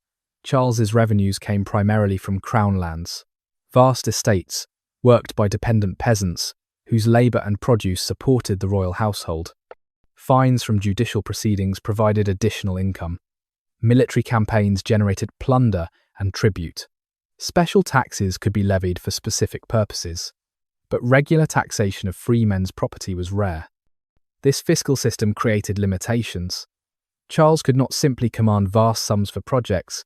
He had to manage his resources carefully, distributing lands to followers to reward service, seizing properties from defeated enemies to replenish royal holdings, using booty from successful wars to fund building projects and support scholars. Military organisation centred on the obligation of free men to serve in the king's army. Every free Frankish male owed military service, though in practice only those wealthy enough to afford horses and armour served in person. Poorer men were grouped together, with several combining resources to equip one warrior. This created an army that was effective but limited in size, requiring Charles to campaign almost continuously to maintain his military edge. Charles was constantly in motion, travelling from palace to palace, hearing cases, meeting with advisors, receiving embassies, inspecting military preparations. Aachen became his favourite residence, the place he returned to between campaigns, but he also maintained palaces at Frankfurt, Ingelheim, Nijmegen, and elsewhere. The royal court moved with him, a travelling capital of hundreds of people, administrators, scholars, clergy, servants, guards, all following the king, across his vast realm. This personal governance had limitations. Charles could not be everywhere. Regions he rarely visited developed autonomy. Local officials had enormous discretion. Distance and slow communication meant that royal commands could be ignored or modified by the time they reached frontiers. The empire was held together largely by Charles's personal energy, reputation, and the fear of his response to disobedience. But Charles made it work through force of will and systematic organisation. He created an administrative framework that could, with constant effort, govern diverse territories. He established patterns of governance that his successors would attempt to maintain. He transformed military conquest into functioning empire, showing that it was possible to rule Western Europe as a single realm if the ruler was willing to work tirelessly and command absolute loyalty. Two swords, one purpose.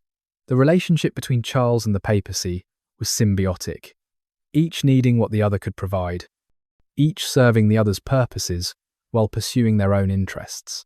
Charles needed religious legitimacy, the blessing of the church for his conquests and his dynasty. The popes needed military protection, Frankish armies to defend Rome against Lombards, later against Byzantines, and to secure papal territorial claims in Italy. Pope Hadrian I, who held the papal throne from 772 to 795 AD, worked closely with Charles for over 2 decades. Their correspondence reveals genuine affection alongside political calculation.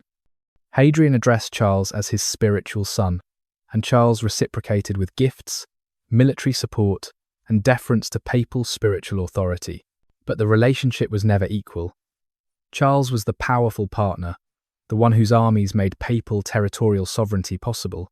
Hadrian needed Charles far more than Charles needed Hadrian. The Pope could grant spiritual legitimacy, but Charles had already proven that he could rule without elaborate theological justification. The Church needed him to survive as a temporal power. Alcuin of York embodied the intellectual dimension of this alliance. An English scholar trained in the monastery at York, Alcuin came to Charles's court in 781 AD and became the king's chief advisor on religious and educational matters. He was learned in Latin literature, theology, and classical studies. Exactly the kind of scholar Charles sought to elevate Frankish culture.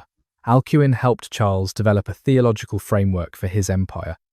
The king was not merely a secular ruler, but God's representative on earth, responsible for both the physical and spiritual welfare of Christian people. Charles had authority over the church as well as the state, a royal priesthood that gave him power to appoint bishops, convene church councils, and determine religious policy. This was revolutionary. It meant Charles could reform the church, could impose standards on clergy, could intervene in theological disputes, could essentially govern Christianity within his territories. The Pope might be supreme in matters of doctrine, but Charles was supreme in administration and discipline, and in practice, administrative control often mattered more than doctrinal authority. Charles used this authority aggressively. He appointed bishops who were loyal to him personally, often from aristocratic families tied to the Frankish court.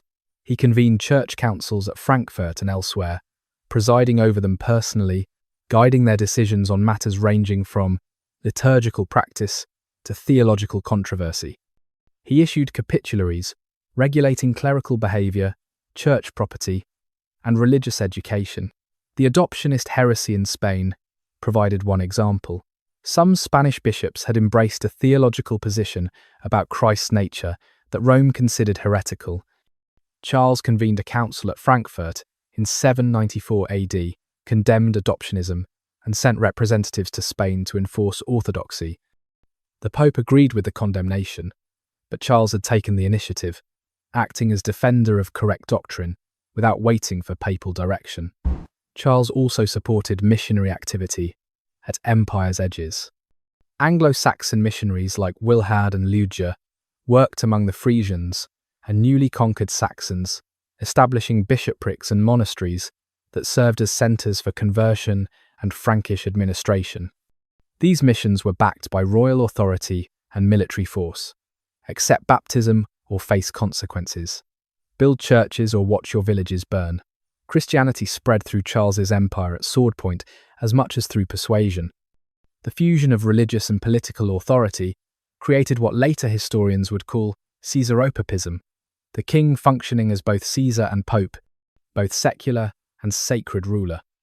Charles appointed bishops, monks received lands and privileges from royal grants, monasteries owed military service, clergy served as administrators and advisors.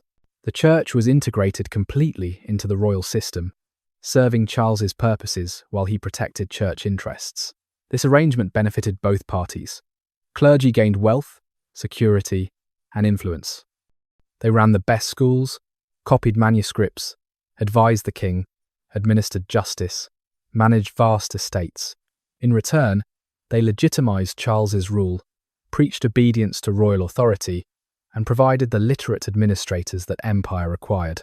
But the ultimate question remained unresolved. Was Charles's authority derived from his strength or from divine appointment?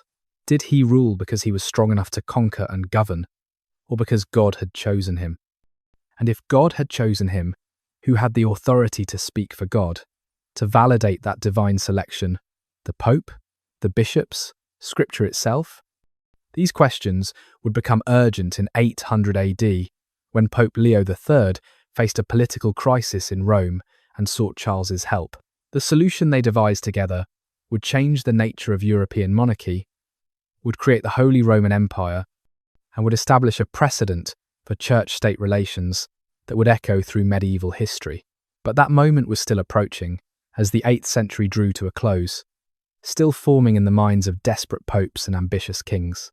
Christmas morning, 800 AD, Pope Leo III was desperate. In April of 799 AD, he had been attacked by Roman nobles, allies of his predecessor Hadrian's family, who resented Leo's elevation to the papacy. They had ambushed him during a procession, dragged him from his horse, and attempted to blind him and cut out his tongue, the traditional mutilation for those accused of perjury and adultery, the charges they were spreading against him. Leo escaped and fled north to Paderborn, where Charles was campaigning against the Saxons. The Pope threw himself on Frankish protection, begging Charles to restore him to Rome and punish his enemies. Charles faced a delicate situation. If the charges against Leo were true, the Pope was unfit for his office. But Charles could not allow Roman nobles to depose popes through violence. Papal authority needed to be secure, and that security depended on Frankish power. Charles sent Leo back to Rome under heavy guard, with instructions that an investigation would follow. Then, in late 800 AD, Charles himself travelled to Rome to settle the matter personally. He arrived in late November, was greeted with enormous ceremony, and immediately began investigating the charges against Leo. The investigation was political theatre. Charles had already decided to support Leo because deposing the Pope would create chaos and might establish a precedent for secular authorities, removing religious leaders, a principle Charles wanted to avoid, even if he himself was exercising exactly that kind of authority. But the investigation maintained appearances, allowing Charles to claim he had examined the evidence before rendering judgment. On December the 23rd, 800 AD, Leo took an oath before an assembly in St. Peter's Basilica, swearing to his innocence of all charges. No one challenged the oath. The assembled bishops and nobles accepted Leo's word, though everyone understood that Frankish military presence made opposition impossible. Leo was vindicated, restored fully to papal authority, and profoundly grateful to the king who had saved him. 2 days later, on Christmas morning, Charles attended Mass at St. Peter's. The basilica was packed with clergy and nobles, Romans and Franks, assembled for the most important feast of the Christian calendar. Charles was dressed in Roman style for the occasion, wearing the long tunic and sandals of a Roman patrician, rather than Frankish warrior garb. The service proceeded normally through its early stages. Then, as Charles rose from prayer before the altar, Pope Leo placed a golden crown upon his head. The assembled crowd immediately began chanting, "To Charles Augustus, crowned by God, great and pacific Emperor of the Romans, life and victory." Charles was now Roman Emperor, successor to Constantine and Augustus, heir to the imperial dignity that had lapsed in the West since the deposition of Romulus Augustulus in 476 AD. The Pope had crowned him, blessing the coronation with ecclesiastical authority, declaring that God had chosen Charles to restore the Roman Empire in the West. Einhard, Charles's biographer, claims that Charles was surprised by the coronation, that he did not know Leo intended to crown him emperor, and that he was displeased by the manner in which it was done. He would not have entered the church that day. Einhard writes, even though it was a great feast day, if he had known in advance of the Pope's intention. Most historians doubt Einhard's account. The coronation required preparation, coordination, and rehearsal. The crowd's immediate acclamation suggests planning. The title, Emperor of the Romans, had profound implications that could not have been improvised. Charles almost certainly knew what was coming and had consented to it, though perhaps not to every detail of the ceremony. Why then, Einhard's claim of surprise? Possibly to deflect Byzantine anger. The Byzantine Empire, ruling from Constantinople, still claimed to be the legitimate Roman Empire, and the Byzantines had a female emperor at the moment, Irene, whose gender many Western clerics argued disqualified her from true imperial authority. By crowning Charles, Leo was declaring that the imperial title had transferred from east to west, from the Greeks to the Franks, from Constantinople to Aachen. This was revolutionary and insulting to Byzantine dignity. By claiming surprise, Charles could maintain that the coronation was the Pope's initiative, not his own ambition, reducing the offence to Byzantine pride, while still accepting the practical benefits of imperial title. But Charles also might have been genuinely displeased with the ceremony's form. By having Leo place the crown on his head, the coronation implied that imperial authority came from papal grant, that the Pope made emperors. Charles preferred to think of his authority as derived from God, directly through conquest and divine favour, not mediated through ecclesiastical ceremony. This tension between royal and papal authority would persist throughout the Middle Ages. Did popes crown emperors, thereby granting them authority, or did popes merely recognise authority that existed independently of their approval? Could popes who crowned emperors also depose them? The coronation of 800 AD posed these questions without resolving them. Regardless of Charles's private feelings, The practical effects were immediate. He was now emperor, a title that elevated him above all other Western rulers, that gave theological and historical weight to his territorial conquests, that made his realm an empire in formal terms. The Carolingian Empire had been born, named eventually for Carolus Magnus, Charles the Great, Charlemagne.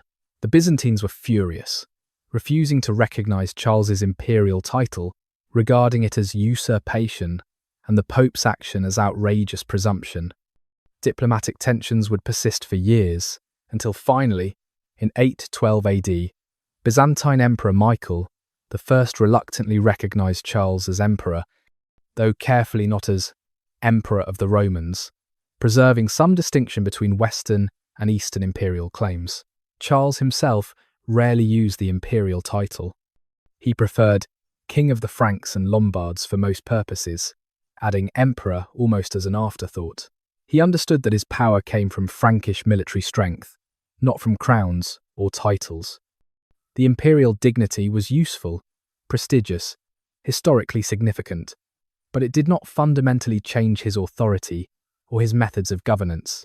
Still, the coronation of 800 AD marked a symbolic culmination. The boy anointed at Saint-Denis, the warrior who had conquered Saxony and Lombardy and Bavaria, the king who had built an empire through decades of relentless campaigning, was now crowned Roman emperor, standing in direct succession to Augustus and Constantine. The Western Roman Empire, dead for over 3 centuries, had been revived in Frankish hands, blessed by papal authority, proclaimed by acclamation in Rome itself. Charles left Rome in the spring of 801 AD and returned to Aachen, emperor in title, as he had been in fact for years. The crown changed little, except how others addressed him and how history would remember him. But sometimes titles matter, sometimes ceremony creates reality, and the Christmas coronation of 800 AD created a precedent and institution that would shape European politics for 1,000 years. The silence after crowns. In the weeks following the coronation, as Charles travelled north from Rome back toward Frankish territories, he had time to consider what had occurred.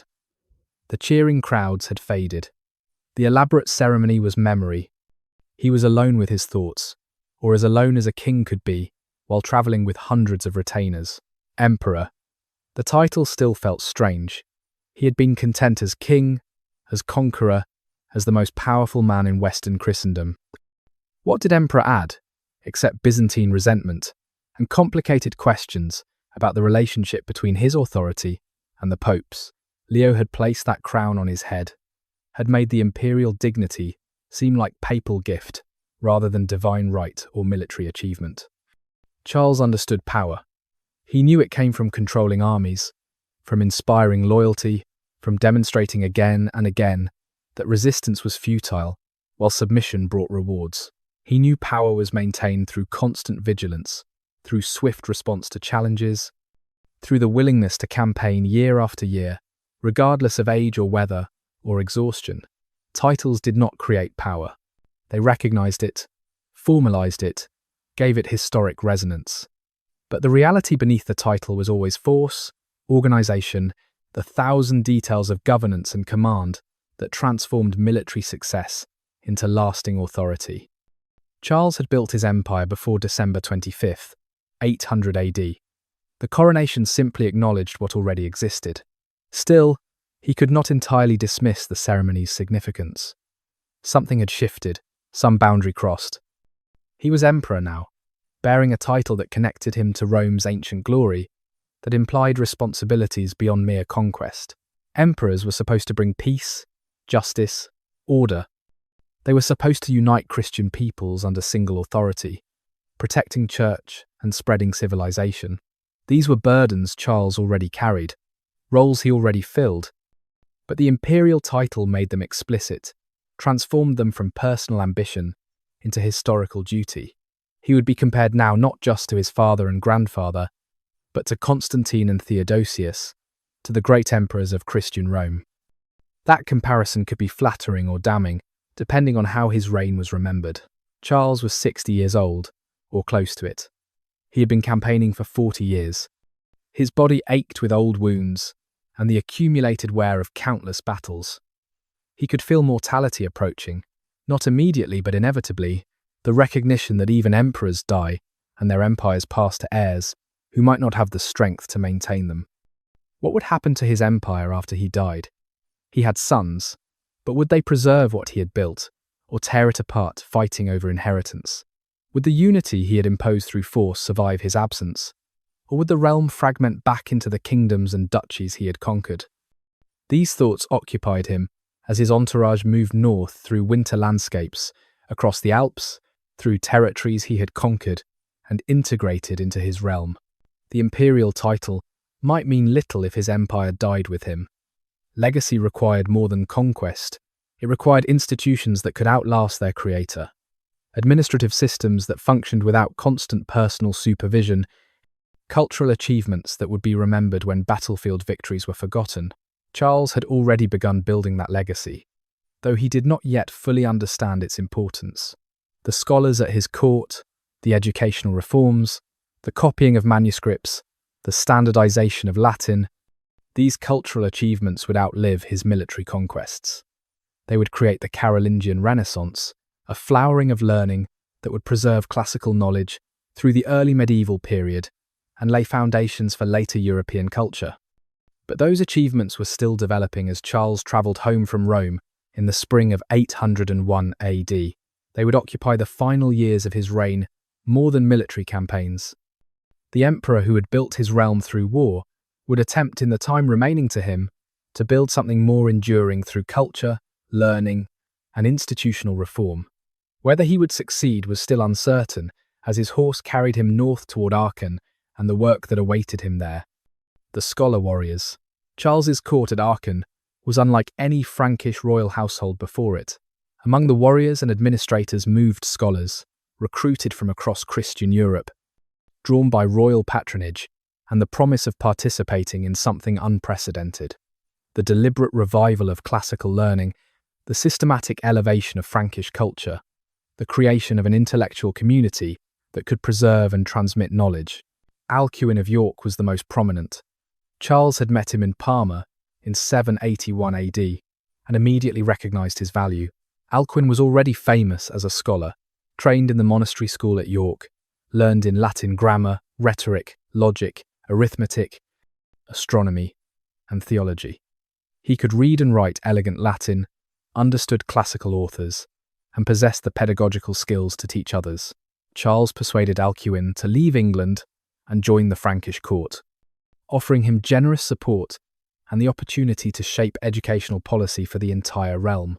Alcuin became master of the palace school, Charles's personal tutor in religious and scholarly matters, and the intellectual force behind much of the Carolingian Renaissance. But Alcuin was not alone. Paul the Deacon came from Lombardy, a monk of Monte Cassino, who was learned in history and classical literature. Charles had brought him north as a kind of honoured captive after conquering Italy, but Paul's talents made him valued colleague rather than prisoner. He wrote a history of the Lombards, taught grammar to Frankish students, and helped establish the classical curriculum that would define Carolingian education. Theodulf was a Visigoth from Spain, possibly fleeing the Muslim conquest's cultural disruptions, who brought with him knowledge of Latin poetry and patristic literature. Charles made him Bishop of Orleans and Count of the Palace, combining religious and secular authority in a single person. Theodulf wrote poetry, commissioned artwork, and contributed to theological discussions at court.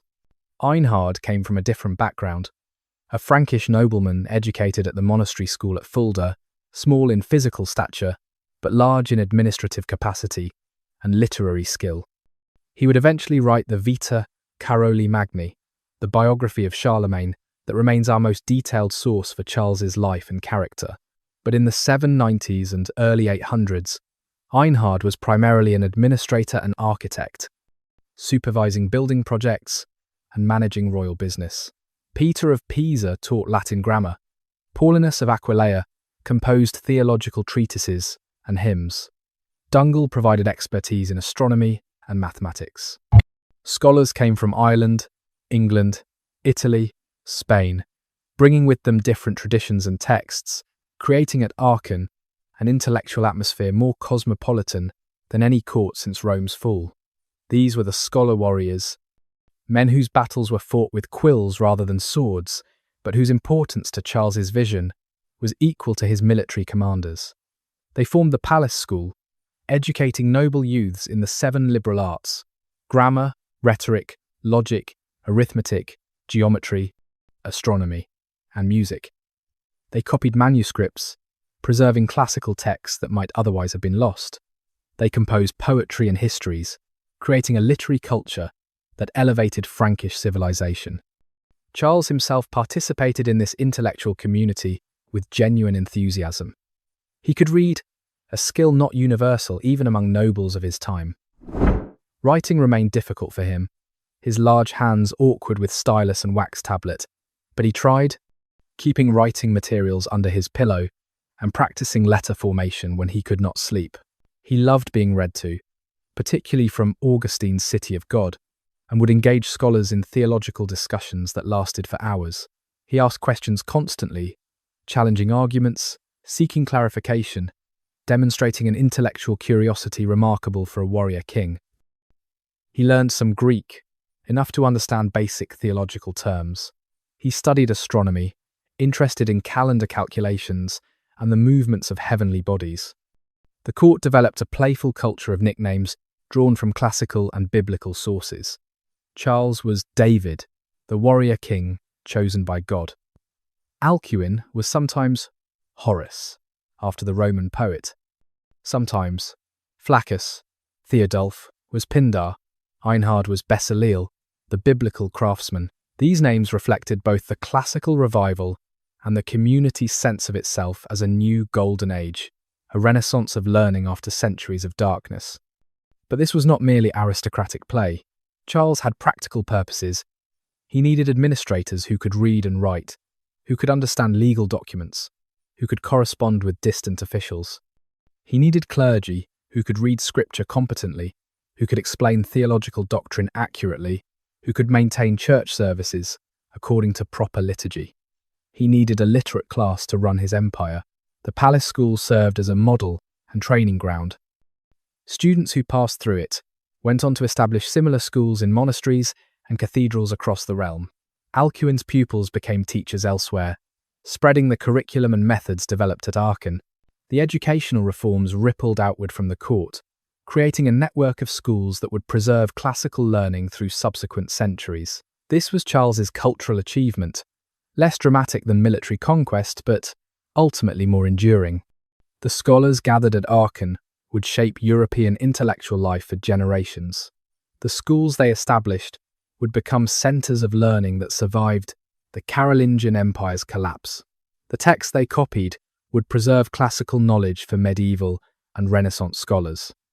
The educational framework they created would form the foundation of medieval university culture.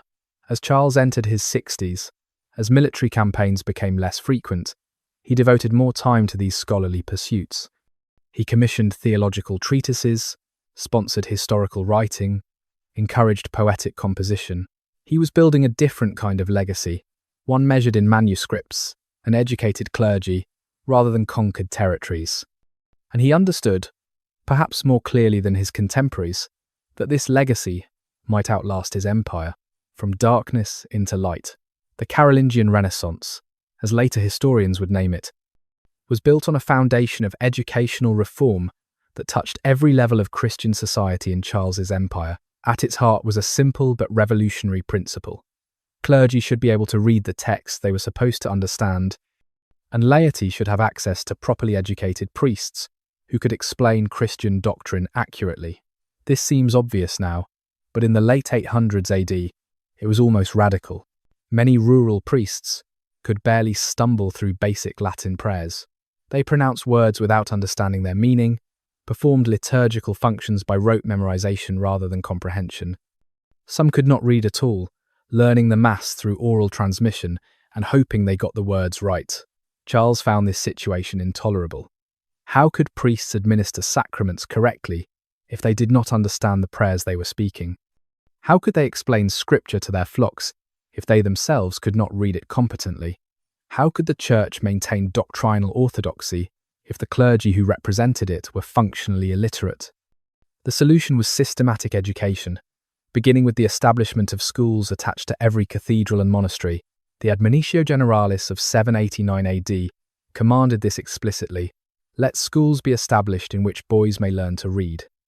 Let them learn psalms, musical notation, singing, computation, and grammar in every monastery and bishop's house.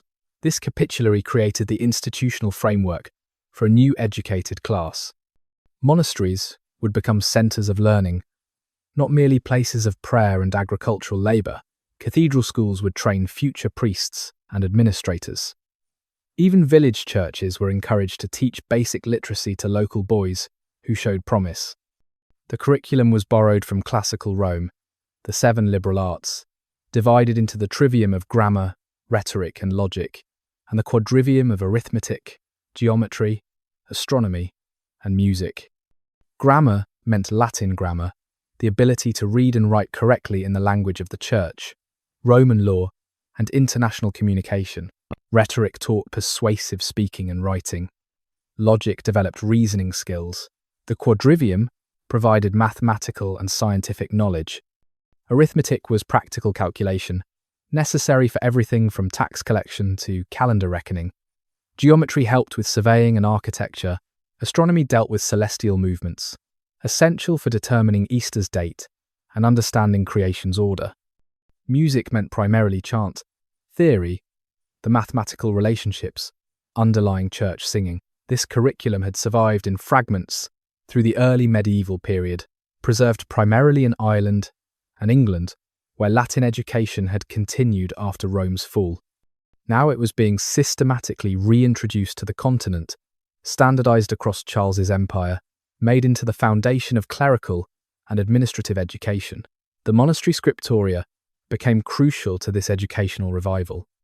A scriptorium was a dedicated workspace where monks copied manuscripts, producing the books necessary for teaching and study. In the Carolingian period, scriptoria transformed into sophisticated production centres, sometimes employing dozens of scribes, working simultaneously on different texts. The work was painstaking and slow. A scribe might produce only 3 or 4 pages per day, depending on the text's complexity and the quality of decoration required. Vellum, prepared animal skin, was expensive, requiring the hides of entire herds to produce books for a major library. Inks had to be mixed from precise recipes. Quills needed constant sharpening. The light was often poor, limited to daylight hours or expensive candles. Yet the scriptoria persevered, copying not just Christian texts but classical Latin authors, Virgil's poetry, Cicero's speeches, Seneca's philosophy, Livy's histories. All were preserved through Carolingian copying efforts. Many classical texts survive today only because Carolingian monks copied them in the 800s and 900s AD, creating manuscripts that became the basis for all later editions. The Carolingians also developed a new script, Caroline minuscule. Earlier medieval manuscripts used various scripts that were often difficult to read, with letters running together, abbreviations obscuring meaning, and regional variations making texts copied in one area hard to decipher in another. Caroline minuscule was clear, standardized, elegant. It separated words consistently, used lowercase letters that were easier to read than earlier scripts, and employed a limited set of abbreviations, following consistent rules. It was designed for efficiency and clarity, making books easier to copy and read. This script spread across the empire as the standard for manuscripts. It would eventually influence the development of modern lowercase letters, forming the basis for the typefaces we use today.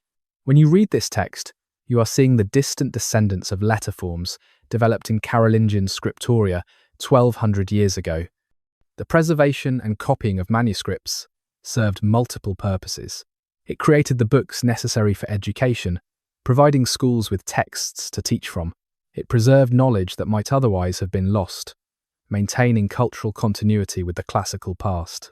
And it provided meaningful work for monks, channeling their labour into intellectual production that complemented their spiritual vocation. Charles supported this work lavishly. He donated estates to monasteries on the condition that they maintained schools and scriptoria. He commissioned specific texts to be copied and distributed, He sent scholars to search for manuscripts in Italy and other regions, bringing rare texts back to Francia for copying. He understood that educational reform required investment, that books were as necessary as soldiers for building an enduring empire. The effects rippled across generations. Students educated in Carolingian schools became the teachers, administrators, and bishops of subsequent decades. The manuscripts copied in Carolingian scriptoria became the sources for later medieval learning. The educational institutions, established under Charles's patronage, survived his empire's collapse, preserving islands of learning through the darker centuries that followed. This was cultural achievement measured not in years but in centuries. The Carolingian Renaissance did not match the intellectual sophistication of classical Rome or later medieval universities, but it preserved the connection to classical learning, maintained educational institutions, and created the foundation for future cultural development.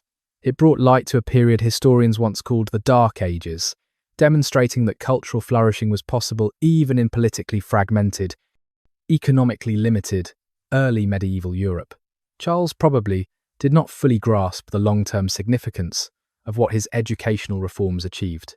He saw practical needs: literate clergy, competent administrators, properly performed liturgy. But in meeting those needs, he helped preserve Western civilization's intellectual heritage, maintain the thread connecting medieval Europe to classical antiquity, and created institutions that would outlast his empire by centuries.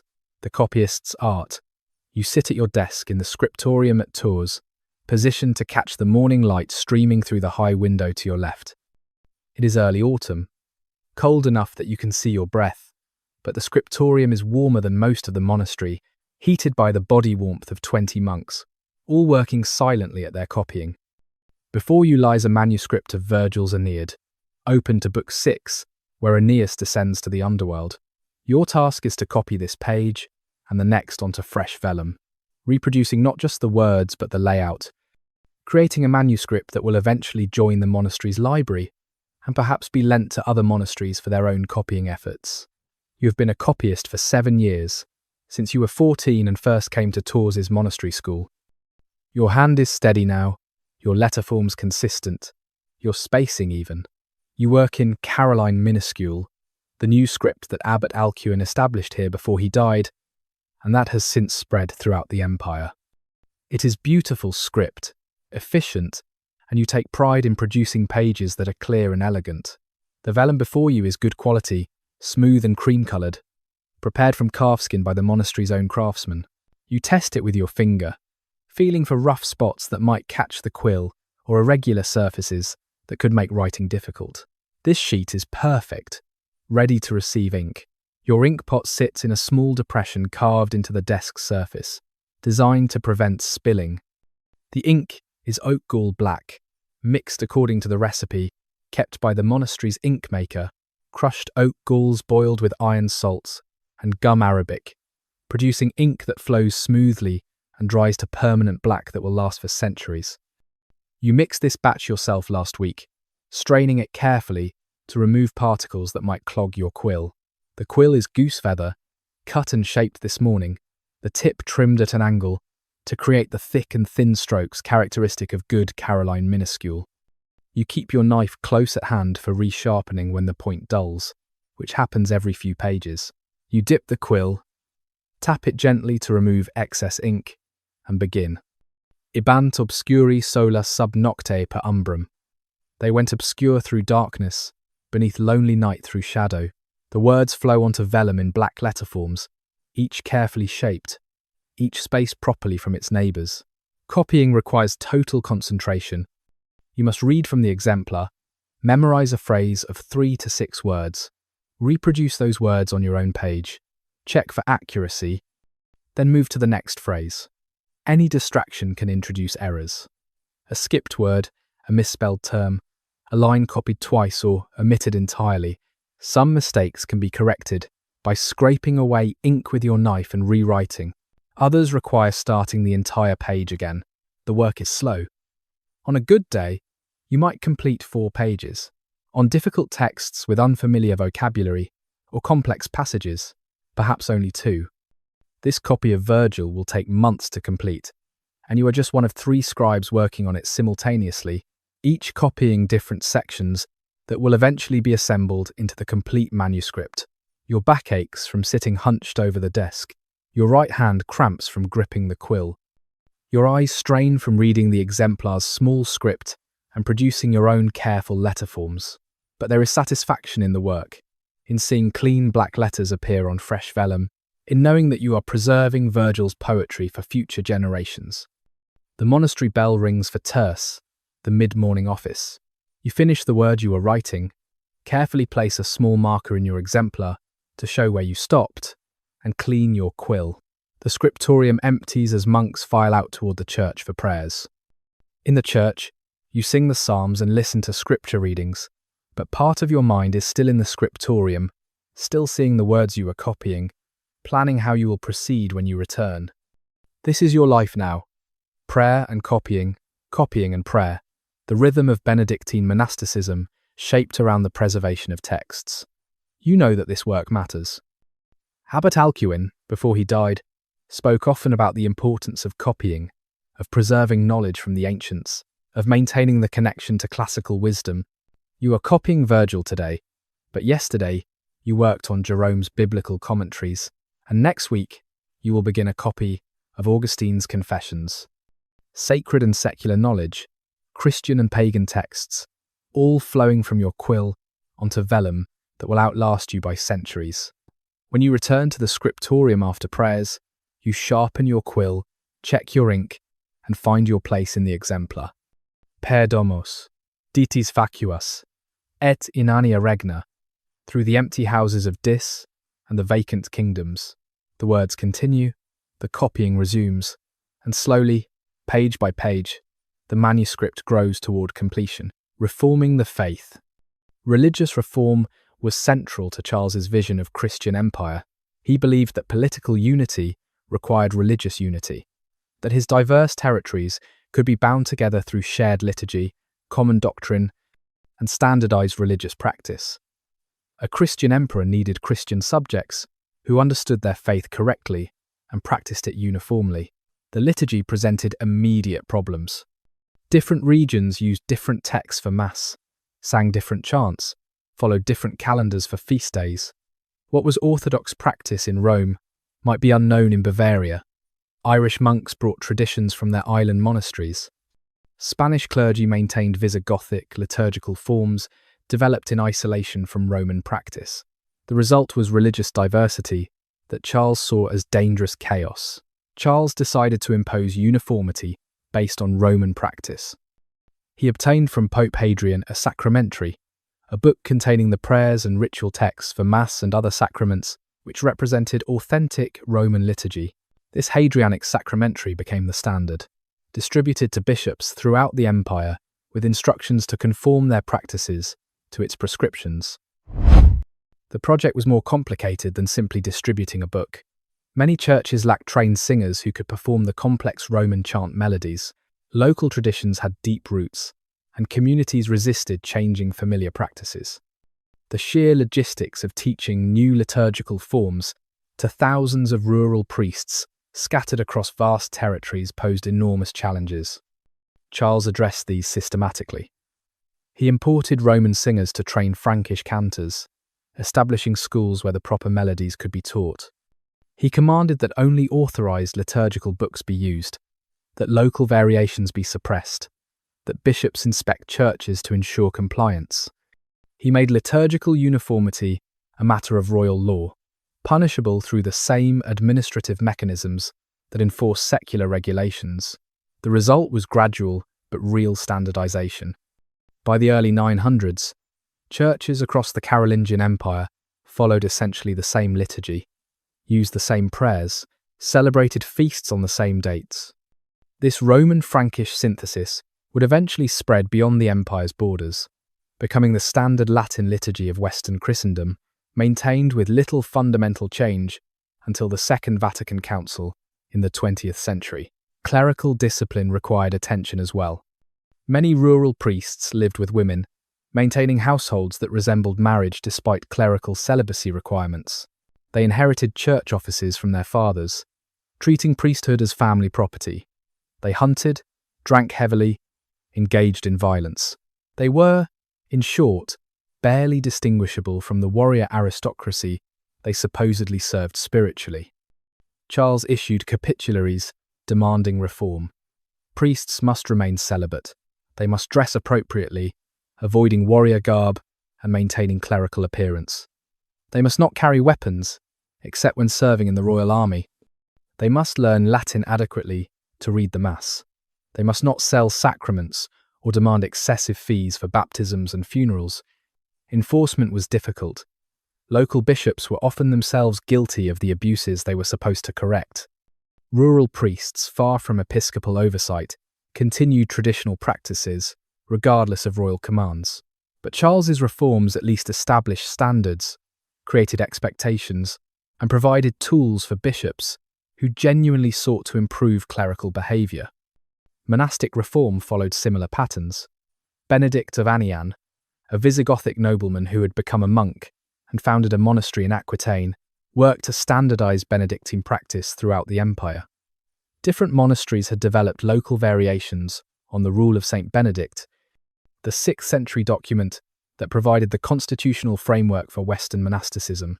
Benedict of Anian promoted strict adherence to the original rule, eliminating local elaborations and returning to what he considered authentic Benedictine practice.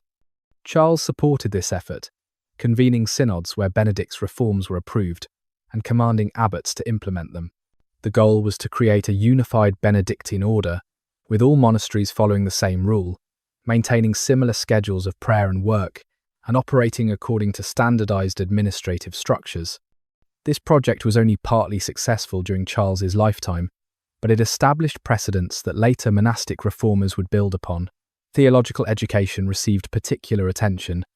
Charles believed that proper understanding of Christian doctrine required knowledge of scripture and patristic theology. He commanded that schools teach not just basic literacy, but theological sophistication, that future priests be able to explain the Trinity, the Incarnation, the sacraments, and other central doctrines accurately. This required an educated clergy, which in turn required the educational infrastructure his broader reforms were creating. The monastery schools, the scriptoria copying theological texts, the scholars gathered at court, all served the purpose of elevating religious understanding throughout the empire. Charles also intervened directly in theological controversies.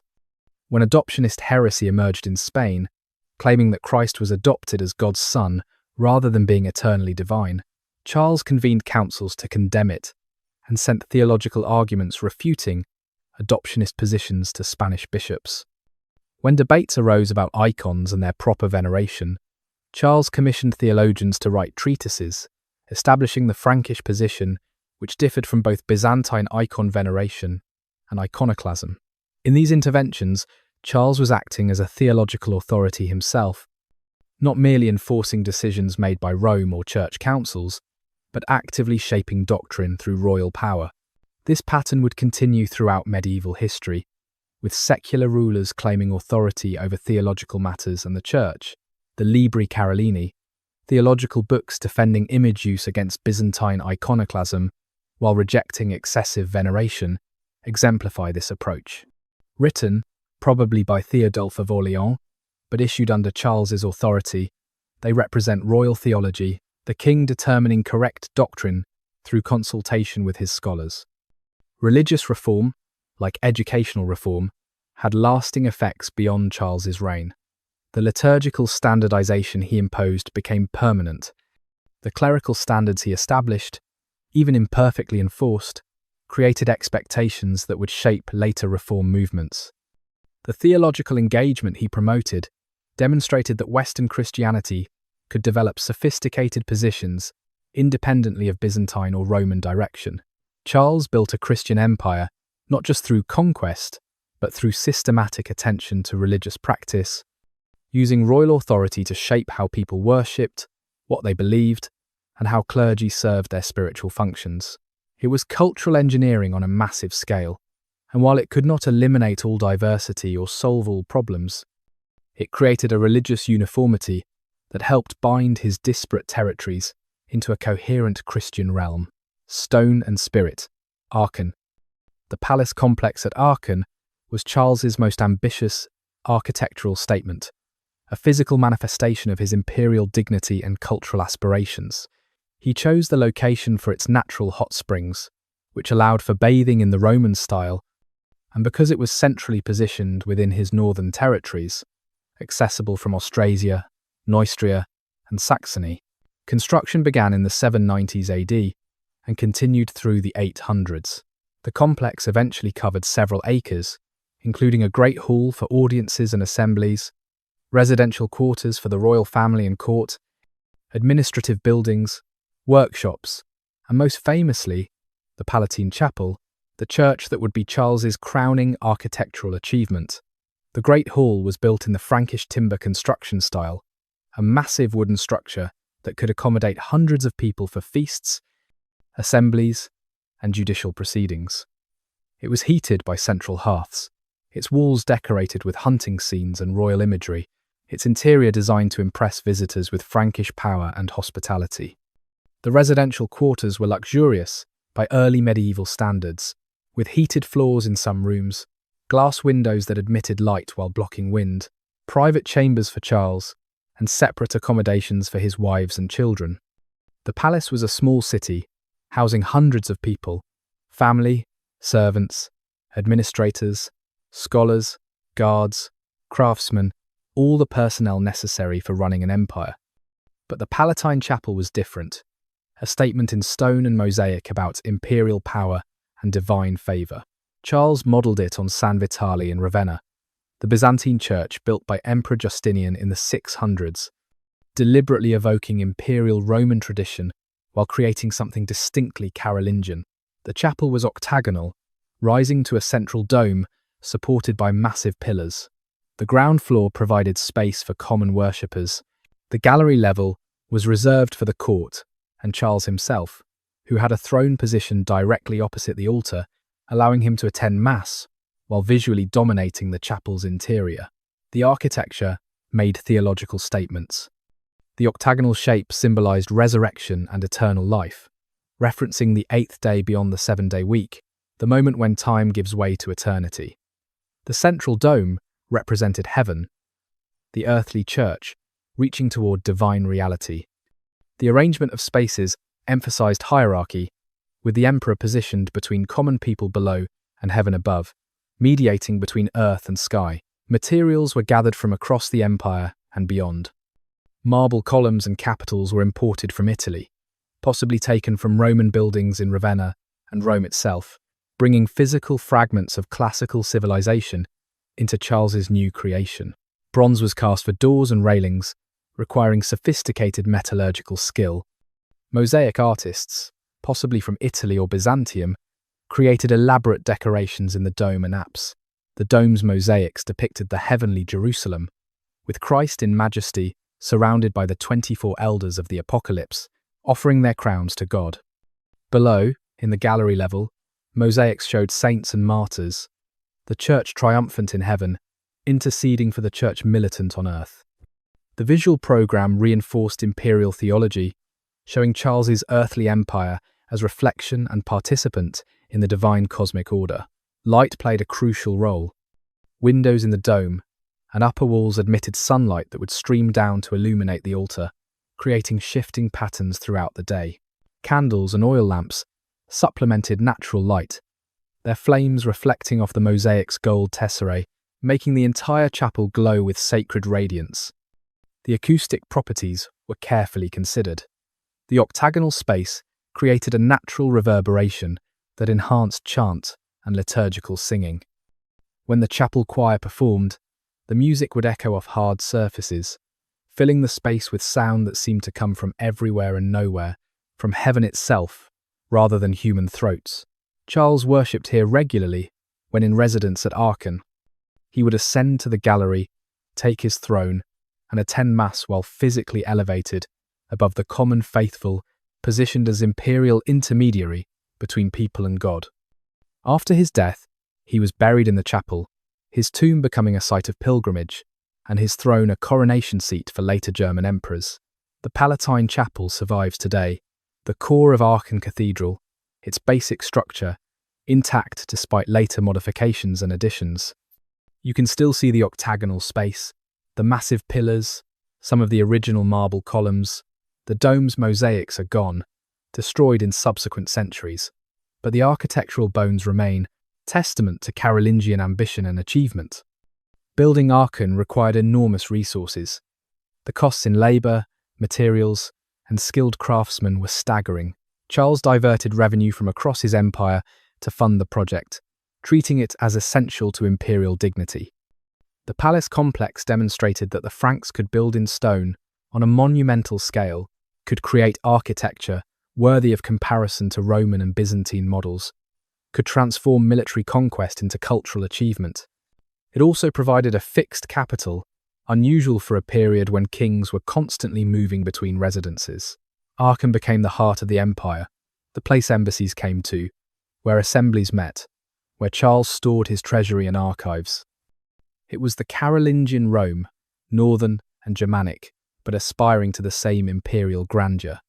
The palace represented Charles's vision made stone, Christian piety expressed through architecture, classical tradition adapted to Frankish needs, royal power manifested in permanent, monumental form.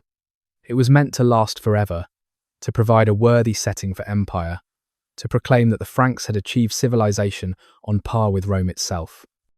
And in its own way, despite the Carolingian Empire's eventual collapse, Aachen succeeded in that mission, remaining as physical evidence of what Charles built and what he aspired to become. The artisan's vision.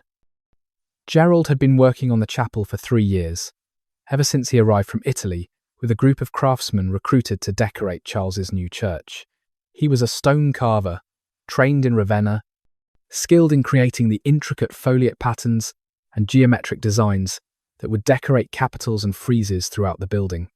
Today he was working on a capital for one of the smaller columns in the gallery arcade, carving acanthus leaves in Corinthian style, each leaf carefully shaped to show individual fronds, curling and overlapping, creating the effect of natural growth frozen in stone. The work was painstaking, requiring hours of concentration to cut away unnecessary marble and reveal the form hidden within. His hands were scarred from years of this labour, marked by small cuts from when chisels slipped or stone shattered unexpectedly. His fingers were calloused, his nails broken and rough. But the hands were skilled, capable of remarkable delicacy when cutting fine details. And Gerald took pride in that skill, in his ability to transform rough marble into decorative art that would last for centuries. He thought sometimes about who would see his work. Not his name, certainly. The capital would be installed high on a column, visible primarily for its overall effect, rather than the details he was labouring over. Future worshippers would see it as part of the chapel's decoration, not as Gerald's individual creation, but he would know, he could point to that capital and say, "I made that," even if no one else cared or remembered. The Palatine Chapel was unlike anything Gerald had worked on in Italy. There, he had carved decorations for existing buildings, adding details to structures built centuries ago, maintaining and embellishing rather than creating something new. Here, he was participating in original construction, building something from foundation to roof, creating a church that would become the centre of Charles's empire. He found this thrilling and terrifying in equal measure. What if his work was not good enough? What if later generations compared the chapel to San Vitale or other Byzantine masterpieces and found it wanting? What if the capital he was carving proved inferior to the classical Roman columns being reused elsewhere in the building? But Gerald also felt the project's importance.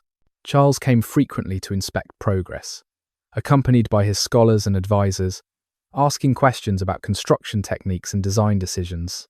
The king genuinely cared about this building, understood its significance, and appreciated the craftsmanship going into its creation. Gerald remembered one conversation when Charles had stopped to watch him work.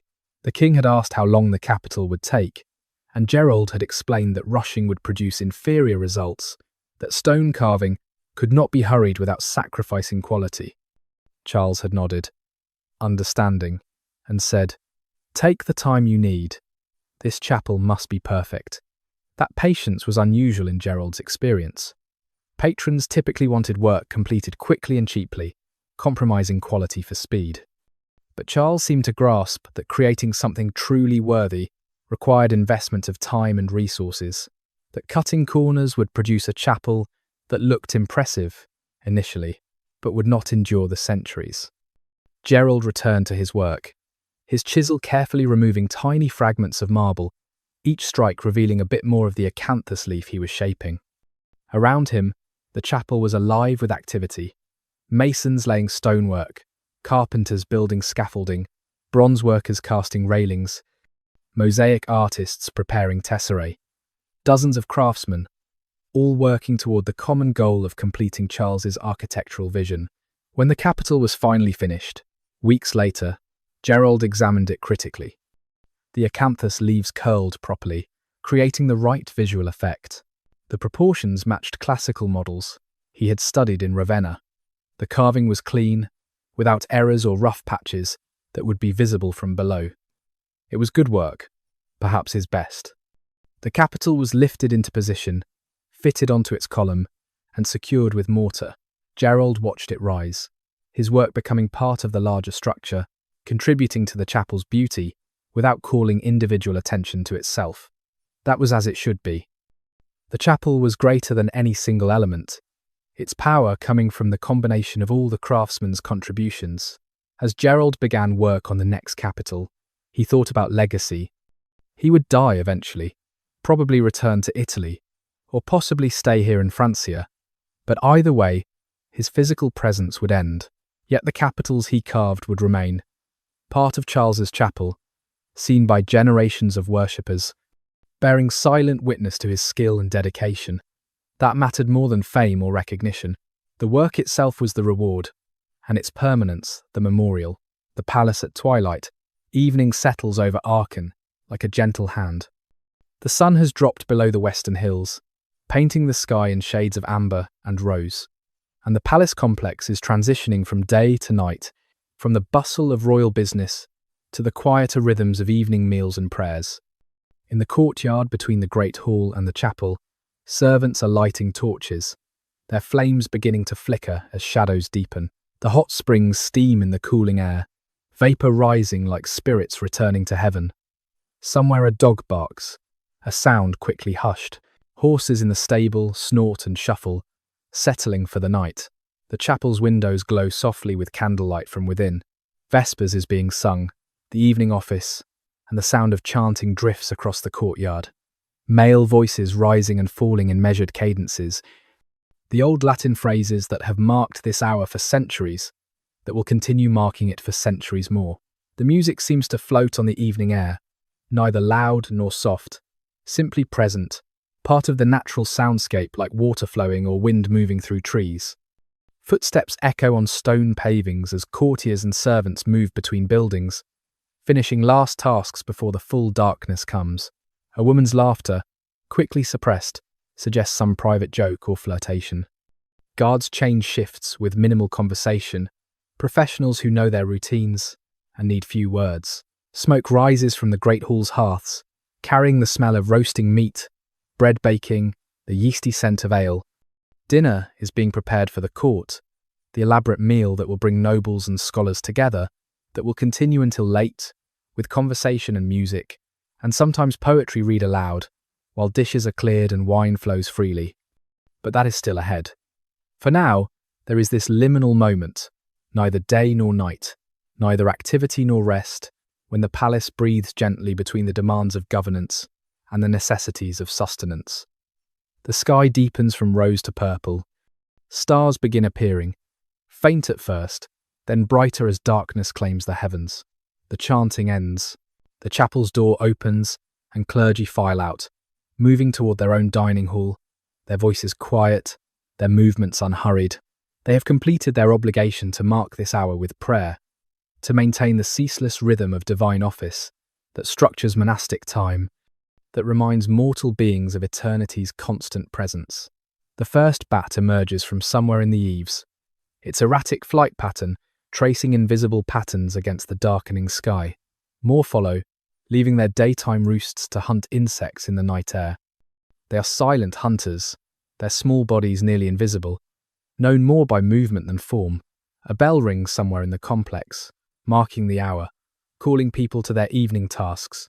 The torches burn brighter as night deepens.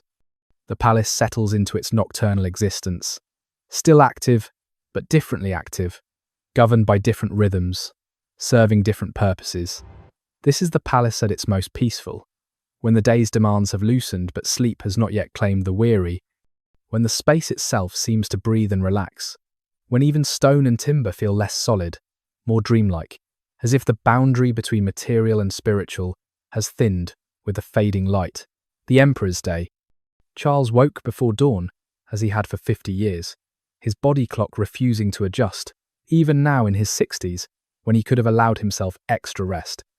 He rose from bed, alone this night, his current wife in her own chambers, and pulled on a simple tunic before attending to morning necessities. Prayer came first, private devotions performed in the chapel, attached to his sleeping quarters. Charles knelt on cold stone, his joints protesting age and old wounds, and recited psalms he had memorized decades ago. He prayed for his realm, for his family, for the church, for wisdom in governance. His faith was genuine and conventional, asking God for practical blessings rather than mystical experiences. After prayer came bathing. The hot springs made Aachen attractive precisely because Charles loved bathing, a habit inherited from Roman tradition and maintained despite clergy, who worried that excessive attention to bodily cleanliness suggested spiritual corruption. Charles ignored such concerns, gathering sometimes 20 courtiers to bathe with him, conducting informal councils while soaking in naturally heated water. Breakfast was substantial: bread, cheese, cold meat, ale, or wine. Charles ate well, his large frame requiring significant food, and he made no pretense of ascetic habits despite religious obligations. He believed God provided good things to be enjoyed in moderation, and Charles's moderation was generous by most standards. Then came the work of governance, morning audiences in the Great Hall, where petitioners brought requests, disputes needing royal judgment, ambassadors presenting credentials. Charles sat on his throne, elevated above the crowd, and listened carefully to each case. His judgments were usually swift, informed by decades of experience and an intuitive understanding of practical politics. A count accused of misusing royal authority, stealing from churches in his territory.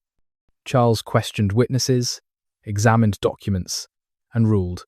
The count would be stripped of his office, his property confiscated, his person sent to monastic confinement. The judgment was harsh but not cruel, removal rather than execution, punishment fitting the crime of betrayal of trust. An embassy from the Danes, offering trade agreements and seeking assurance that Charles would not campaign north into their territories. Charles was gracious, accepted gifts, made vague promises about maintaining peace while committing to nothing specific. He kept options open, diplomacy as flexible as military strategy. Mid-morning brought administrative work. Charles met with his advisors, reviewed reports from the Missi Dominici, discussed problems emerging in distant provinces. Bavaria was restless under direct Frankish rule. Aquitaine remained sullenly obedient but required watching. The Saxon territories needed more churches, more Frankish settlement, more integration before they could be considered fully pacified. Military matters required attention. Even in his 60s, Charles maintained his army's readiness. Reports from commanders along the Spanish March, where Muslim raiders tested borders, plans for next spring's campaign season, deciding which regions needed stabilization or which external threats required response. Charles no longer personally led every campaign, age making extended military service difficult, but he remained commander-in-chief, making strategic decisions that others would implement. Dinner was the main meal, eaten around midday, and it brought the court together in the Great Hall. Nobles, clergy, scholars, administrators, all gathered at tables arranged by rank, with Charles presiding from the high table. The meal included multiple courses: soups, roasted meats, fish dishes, vegetables, breads, pastries sweetened with honey.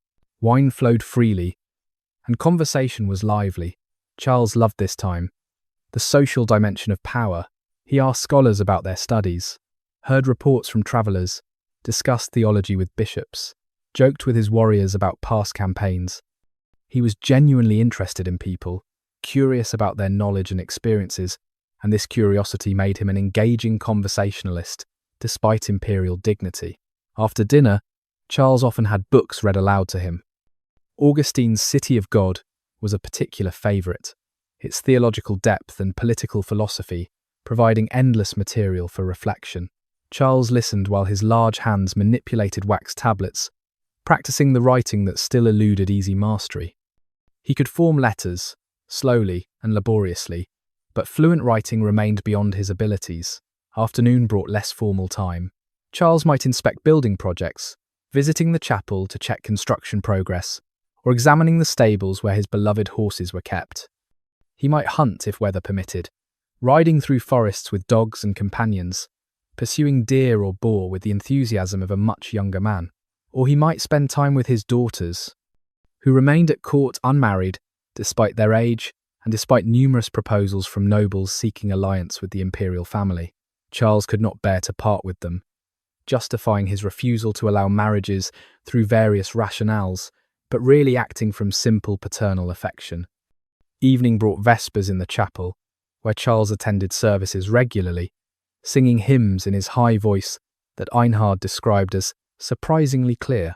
Then a lighter supper, often just bread and wine, with perhaps some fruit, and evening conversations in smaller groups. Charles might discuss astronomy with scholars who tracked celestial movements, working on calendar calculations. He might hear reports from spies about Byzantine politics or Muslim Spain. He might review legal documents requiring his seal, capitularies being prepared for distribution, appointments to ecclesiastical offices. Bedtime came relatively early, Charles needing rest that age made more necessary. But even in bed, he kept writing materials close, tablets and stylus tucked under his pillow, and when sleep eluded him, he would practice letter forms in darkness, trying through sheer repetition to master skills that came easily to children, but remained frustratingly difficult for an aging emperor. This was Charles's day, repeated with variations throughout years, blending governance and learning, military command and religious devotion, public majesty and private study. He drove himself relentlessly, maintaining the personal energy that held the empire together, demonstrating through daily example what he demanded from others. Constant effort, intellectual curiosity, religious faith, and absolute commitment to the vision of Christian empire he had spent his life building. Layers of life. The Carolingian Empire was not socially uniform. It contained sharp hierarchies, different legal statuses, and economic relationships that bound people together in complex webs of obligation and dependence.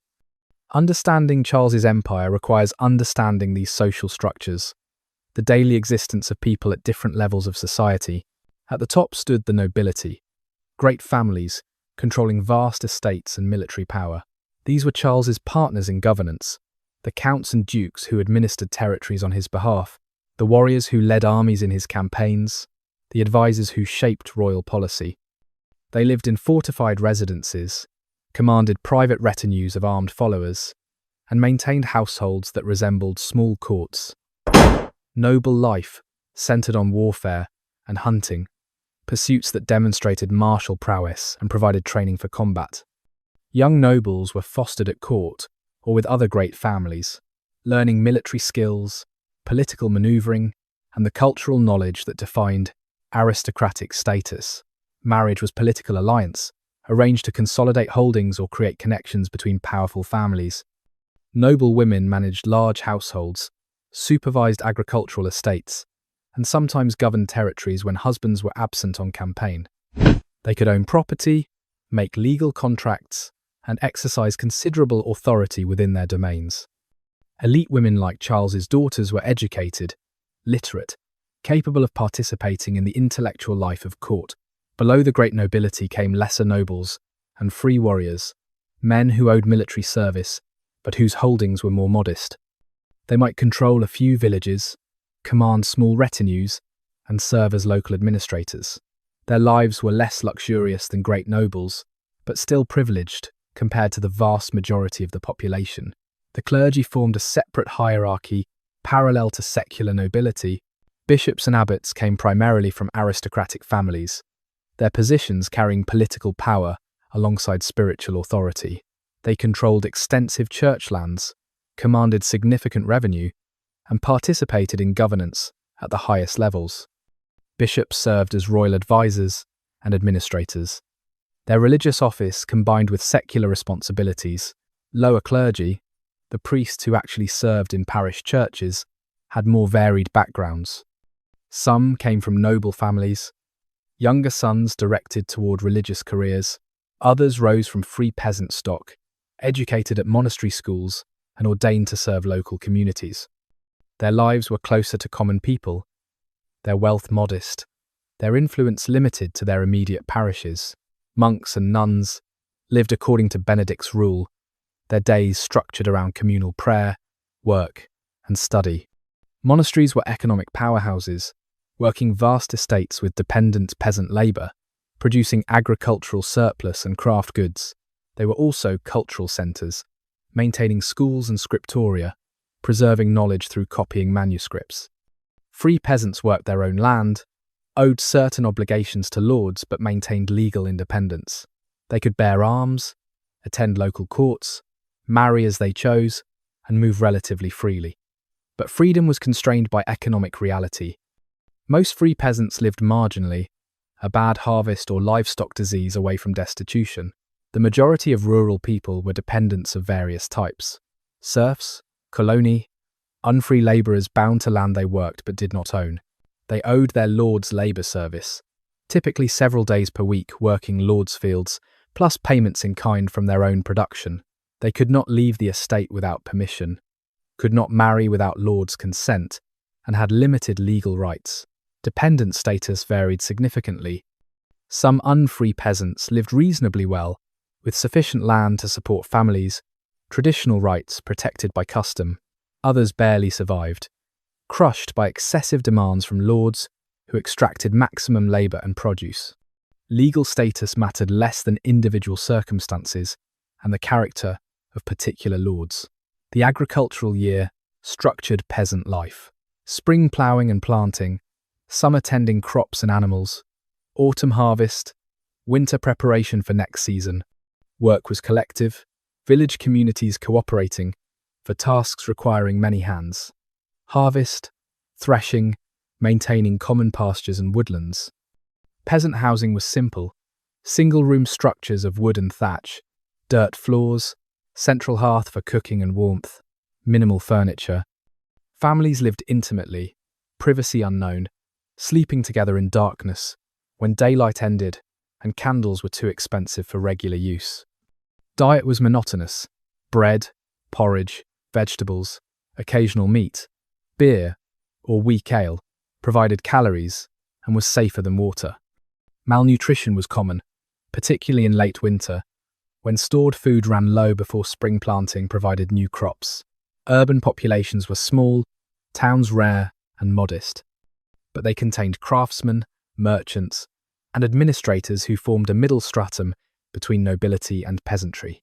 Craftsmen, skilled workers in metal, leather, textiles, wood, enjoyed higher status than peasants, their specialized knowledge commanding respect and better compensation. Merchants traded across distances, moving goods between regions, connecting rural production with urban consumption. Long-distance traders brought exotic goods from Mediterranean regions and even beyond: spices, silk, precious metals, luxury items that signified wealth and status. Slavery existed, but was declining.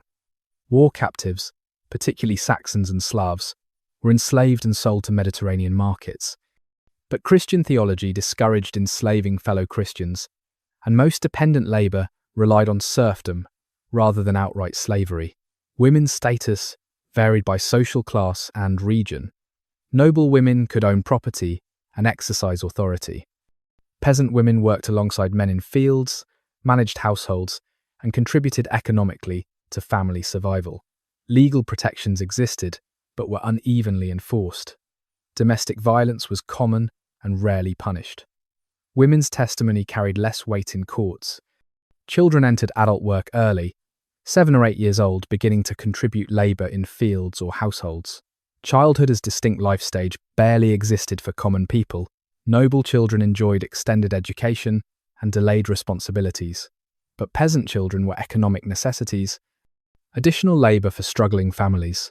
Life expectancy was short, perhaps 30 to 35 years on average. Infant mortality was staggering, perhaps 1/3 of children dying before age 5. Disease, malnutrition, violence, and simple accidents cut lives short regularly. Reaching old age, 50 or 60 years, was remarkable and respected. This was Charles's empire at ground level, the human reality beneath imperial grandeur and cultural achievement. Most people lived hard, short lives, their existence bounded by village and field, their horizons limited to immediate survival. Charles's wars, his cultural projects, his religious reforms, these touched their lives primarily through taxation and military obligation, through forced baptism and liturgical changes they barely understood. Yet the empire provided some benefits even to common people. Charles's justice system offered recourse against egregious abuse. His peace reduced regional warfare that devastated agricultural lands. His administrative organization created stability that allowed trade and gradual economic improvement. The empire was not benevolent, but neither was it purely exploitative. It was complex, layered, functioning through 1,000 local arrangements that connected emperor in Aachen to peasant in some Aquitanian village through chains of obligation and authority, embassies, and elephants. The year 802 AD brought an extraordinary visitor to Aachen, an elephant named Abul Abbas, gift from Harun al-Rashid, the Abbasid Caliph ruling from Baghdad. The elephant's arrival was the culmination of diplomatic exchanges that demonstrated the Carolingian Empire's international prestige and the complex relationships connecting Christian Europe with the Islamic world. Charles had sent an embassy to Harun in 797 AD, carried by a Jew named Isaac, who spoke Arabic and could navigate the complex protocols of Baghdad's court. The embassy sought alliance against common enemies, particularly the Byzantine Empire and the Umayyad Emirate in Spain, both of which represented threats to Carolingian and Abbasid interests respectively. Harun received the embassy graciously, impressed by reports of Frankish military success and intrigued by the possibility of Western alliance against Byzantium. He sent gifts that included not just the elephant, but also precious fabrics, perfumes, mechanical devices including a water clock that astonished Charles's court with its ingenuity, and possibly even access to holy sites in Jerusalem, though sources disagree about whether Harun granted Charles formal authority over Christian pilgrims or merely promised their protection. The elephant's journey from Baghdad to Aachen took several years, travelling overland to the Mediterranean, then by ship to Italy, then north through the Alps to Francia. The logistics were staggering. Elephants eat enormous quantities of food. They require specific climate conditions. They move slowly.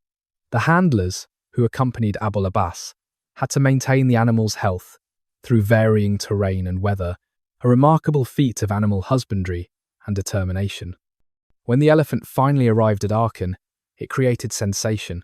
Most Franks had never seen an elephant, knowing such creatures only from classical texts describing Hannibal's war elephants crossing the Alps. Abul Abbas was enormous, exotic, and utterly unlike any animal in European experience. Charles was delighted, treating the elephant as treasured possession and diplomatic trophy. Abul Abbas lived at Aachen for several years, becoming part of the court's daily life. Charles sometimes displayed him during important ceremonies, demonstrating his connections with distant powers and his access to wonders from beyond European horizons.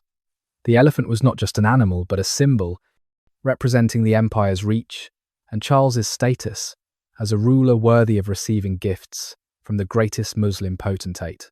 The exchange with Harun reflected broader patterns of Carolingian diplomacy. Charles maintained relationships with distant powers, sending embassies to Byzantium despite religious and political tensions, corresponding with Muslim rulers when interests aligned, receiving visitors from as far as the British Isles and possibly Scandinavia.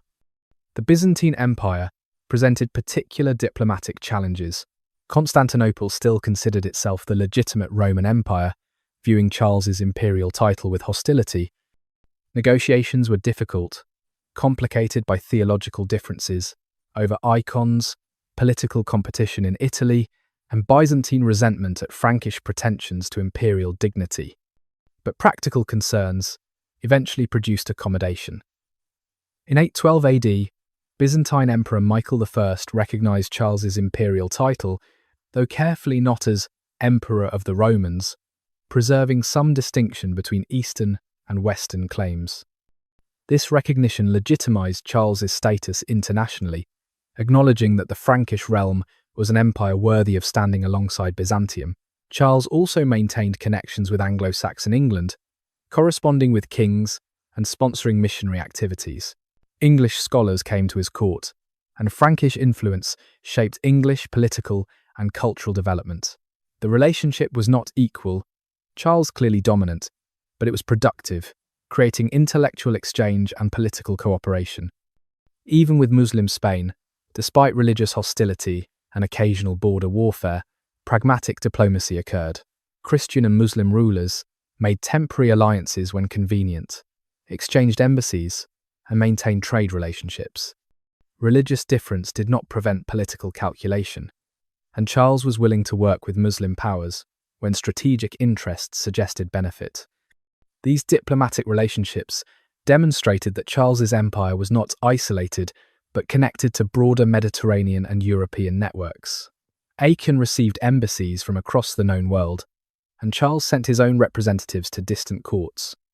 The empire participated in international politics, recognized as significant power whose friendship was worth courting and whose enmity was worth avoiding. The elephant, Abul Abbas, lived until 810 AD, dying during a military campaign in northern Germany, perhaps from climate unsuitable for tropical animals. Charles reportedly mourned the loss, recognizing that the elephant had represented something beyond itself: connection to distant civilizations, participation in global power structures, and evidence that the Frankish realm had achieved recognition extending beyond European boundaries into the wider medieval world. At the summit, the empire Charles had built by 810 AD was extraordinary by any measure. It stretched from the Atlantic to the Danube, from the North Sea to central Italy, encompassing territories that would eventually become France, Germany, the Low Countries, Switzerland, Austria, and portions of Spain and Italy. No ruler since Rome's fall had controlled such vast territories or wielded such concentrated authority. The military achievement was undeniable. Charles had campaigned almost annually for 40 years, conquering Saxony through brutal persistence, subduing Bavaria through political maneuvering, defeating the Avars in a war of annihilation, establishing the Spanish march against Muslim resistance, and intervening repeatedly in Italy to maintain Frankish dominance. His armies were effective, his strategy sound, his willingness to pursue objectives through years of sustained effort exceptional. The administrative framework he had created allowed governance of this sprawling realm. The Missi Dominici extended royal authority into distant provinces. Capitularies provided written law, standardizing practices across diverse regions. Counts and bishops administered territories on royal behalf, bound to Charles through oaths, self-interest, and fear of consequences for disobedience. The cultural achievements were equally significant. The Carolingian Renaissance had elevated Frankish civilization, created schools and scriptoria throughout the empire, standardized liturgy and religious practice, preserved classical texts that might otherwise have been lost, and produced a literate administrative class capable of managing complex governance. Charles's personal reputation stood at its height. He was Carolus Magnus, Charlemagne, the great king who had restored empire in the West, who had expanded Christianity through conquest, who had patronized learning and built magnificent churches. Chroniclers praised him as the new David, the new Constantine, comparing him to the greatest rulers of biblical and classical history. Yet even at this summit, cracks were visible to those who looked carefully. The empire's unity depended heavily on Charles's personal authority and energy. Would his successors command the same loyalty? Could the administrative structures function without his constant oversight? The empire had been built through conquest, but maintaining it would require different skills. The succession question remained uncertain. Charles had multiple sons from various marriages, and Frankish tradition demanded dividing inheritance among male heirs. This had already caused problems, as when Charles and Charlemagne inherited divided territories from Pepin, Charles had reunited the realm only through his brother's opportune death. What would prevent his own sons from fighting over their inheritance? Regional identities persisted beneath imperial unity. Aquitanians remained culturally distinct, proud of their history, resentful of Frankish domination. Saxons nursed grievances against forced conversion and Frankish settlement. Lombards in Italy maintained separate identity despite integration into the empire. These regional particularisms could become centrifugal forces, pulling the empire apart. Economic limitations constrained imperial ambition. The Carolingian economy was primarily agricultural, producing modest surplus beyond subsistence. Long-distance trade was limited. Urban populations were small. The empire's wealth came primarily from land and agricultural production, which could support extensive territories, but could not generate revenue for massive projects, without heavy exploitation of peasant labour. External threats persisted. Vikings had begun raiding coastal regions, their fast ships striking monasteries and towns before defenders could respond. Muslim pirates operated from Mediterranean bases, threatening southern coasts. The Byzantines schemed to regain Italian territories. Nomadic peoples stirred beyond eastern frontiers. The empire faced challenges on multiple fronts simultaneously, but in 810 AD, these problems lay in the future or seemed manageable.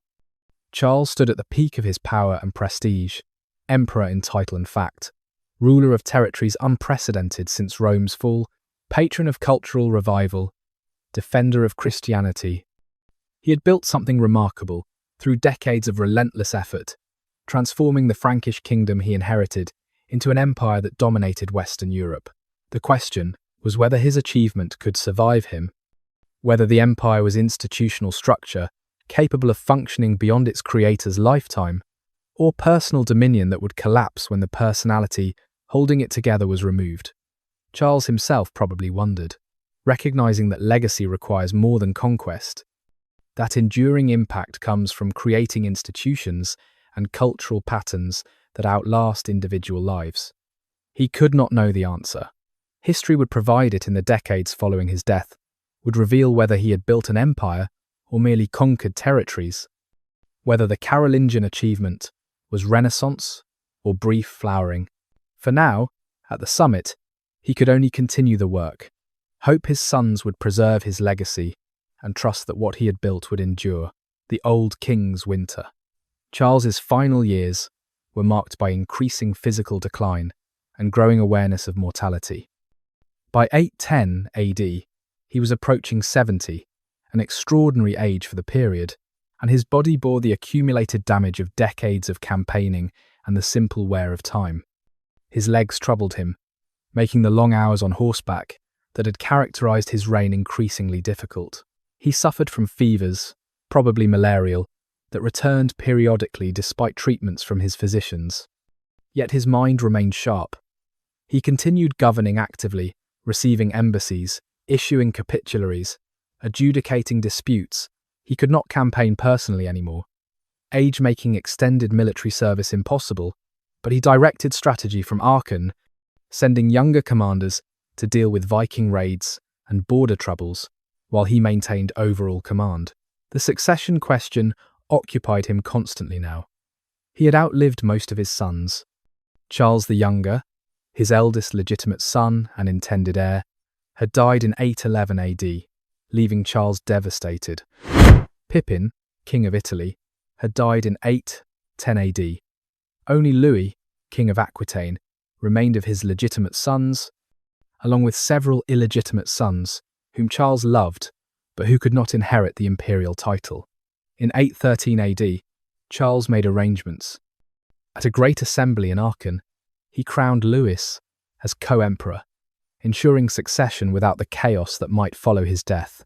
But significantly, Charles placed the crown on Louis's head himself, not asking the Pope to perform the ceremony. He was asserting that imperial authority came from the emperor, not from papal coronation, correcting what he saw as the error of 800 AD, when Leo had crowned him. Louis was 45 years old, experienced in governance through decades ruling Aquitaine, pious to the point of asceticism, and very different in temperament from his father. Where Charles had been energetic and curious, Louis was contemplative and severe. Where Charles had loved learning for its own sake, Louis saw education primarily as a tool for religious improvement. Where Charles had been pragmatic in religious matters, Louis was rigidly orthodox. Father and son maintained respectful relationship, but they were not close. Charles recognized that Louis lacked his own military instincts and political flexibility. But Louis was what Charles had, the surviving legitimate son, and the empire's stability required clear succession. Charles spent his final months largely at Aachen, the palace he had built becoming his world as travel grew too difficult. He attended Mass daily in the Palatine Chapel, worshipping in the building that represented his architectural vision. He met with scholars, discussing theology and history, maintaining intellectual engagement, even as physical capacity declined. In January of 814 AD, Charles developed a fever that worsened rapidly. He took to his bed, recognized that this illness was different, that recovery was unlikely. He received the Eucharist, made final confession, and prepared for death with the same systematic attention he had brought to governance and warfare. Einhard records that Charles died on January the 28th, 814 AD, at 9 in the morning, having reigned as king for 47 years and as emperor for 14. He was buried quickly on the same day in the Palatine Chapel at Aachen.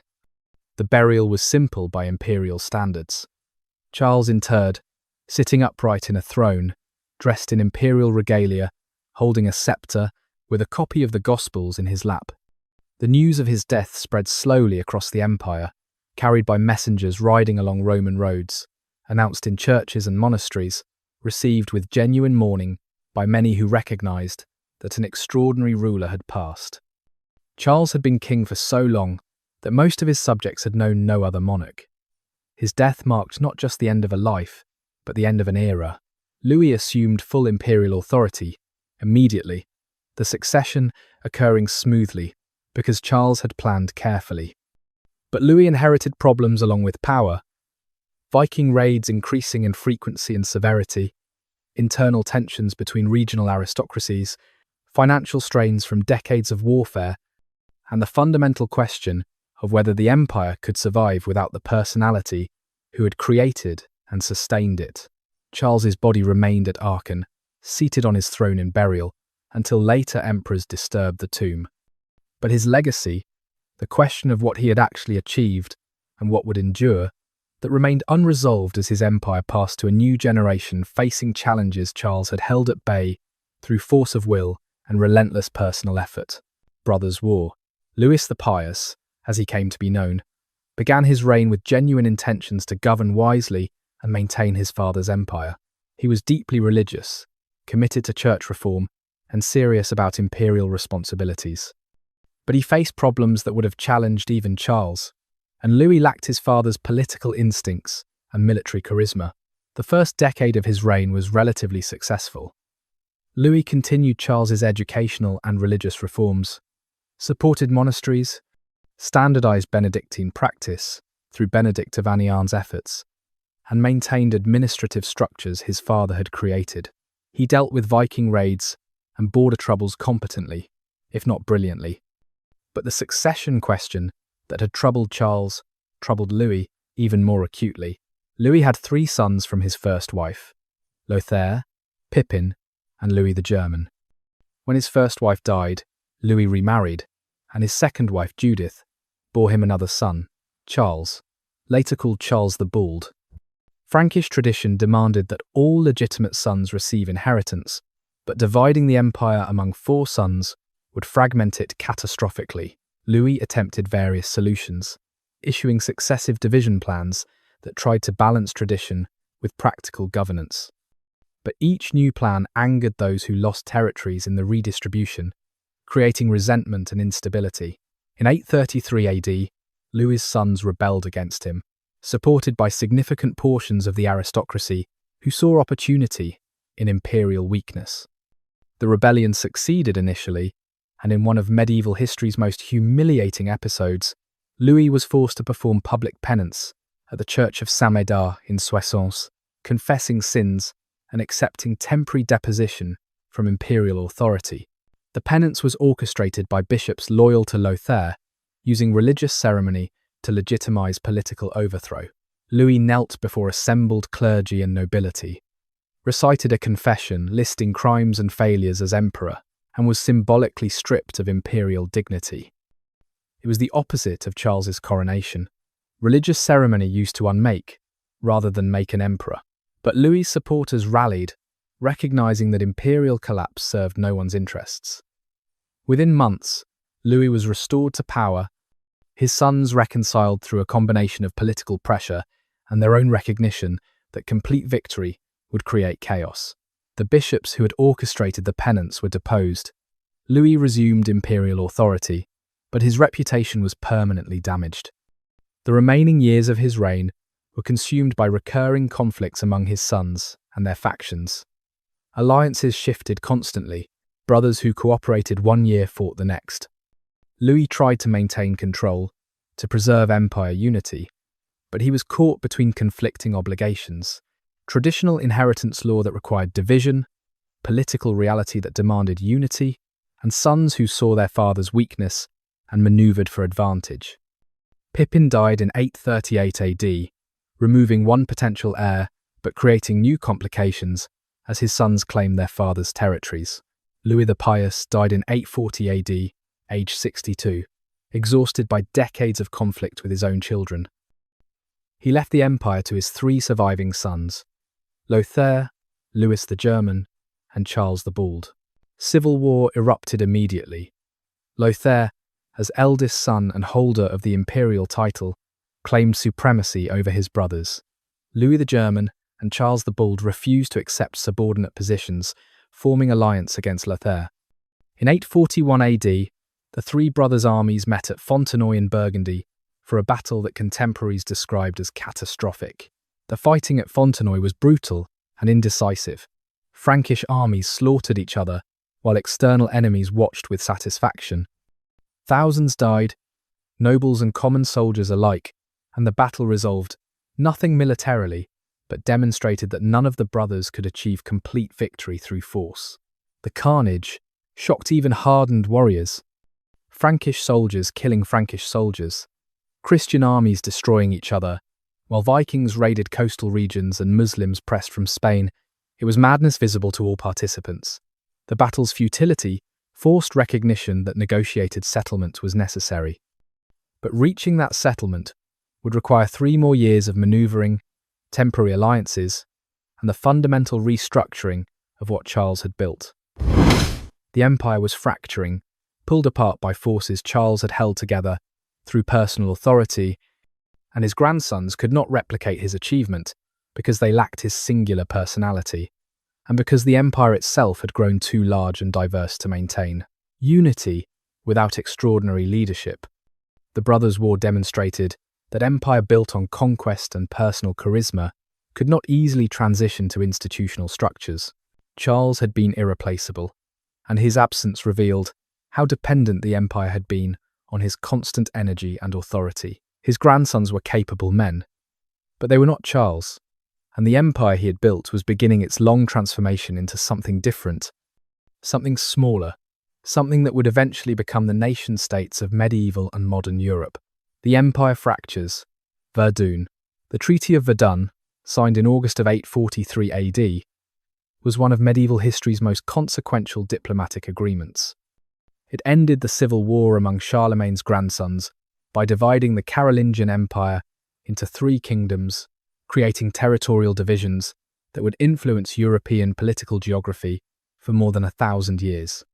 The treaty's terms were complex, attempting to give each brother roughly equal territories while accounting for geographic realities and economic resources.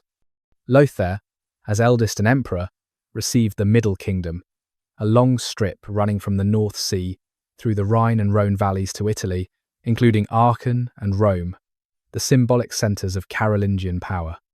Louis the German received the Eastern Territories, the lands beyond the Rhine, the Germanic-speaking regions that would eventually become Germany. His kingdom included Bavaria, Saxony, Alemannia, and the eastern Frankish heartlands. Charles the Bald received the Western Territories, the region between the Meuse River and Spain, the Romance-speaking lands that would become France. His kingdom included Neustria, Aquitaine, and the Spanish March. The division was not primarily linguistic, though language patterns influenced it. Lothaire's Middle Kingdom contained both Germanic and Romance speakers, but the treaty did acknowledge linguistic realities in an extraordinary document, the Strasbourg Oaths of 842 AD, preliminary agreements where Louis and Charles swore alliance against Lothair, each speaking in the other's language, so their respective armies could understand. These oaths are historically significant because they provide the earliest written evidence of Romance and Germanic languages diverging from Latin and becoming distinct. Tongues. Louis swore in Romance so Charles's troops could understand. Charles swore in Germanic so Louis's troops could understand. The oaths were recorded, and those texts show that Latin had already evolved into early French and early German, that the linguistic fragmentation, accompanying political fragmentation, was well advanced. The Treaty of Verdun was meant to be temporary, a practical division among brothers who would maintain loose confederation under nominal imperial authority. But it became permanent.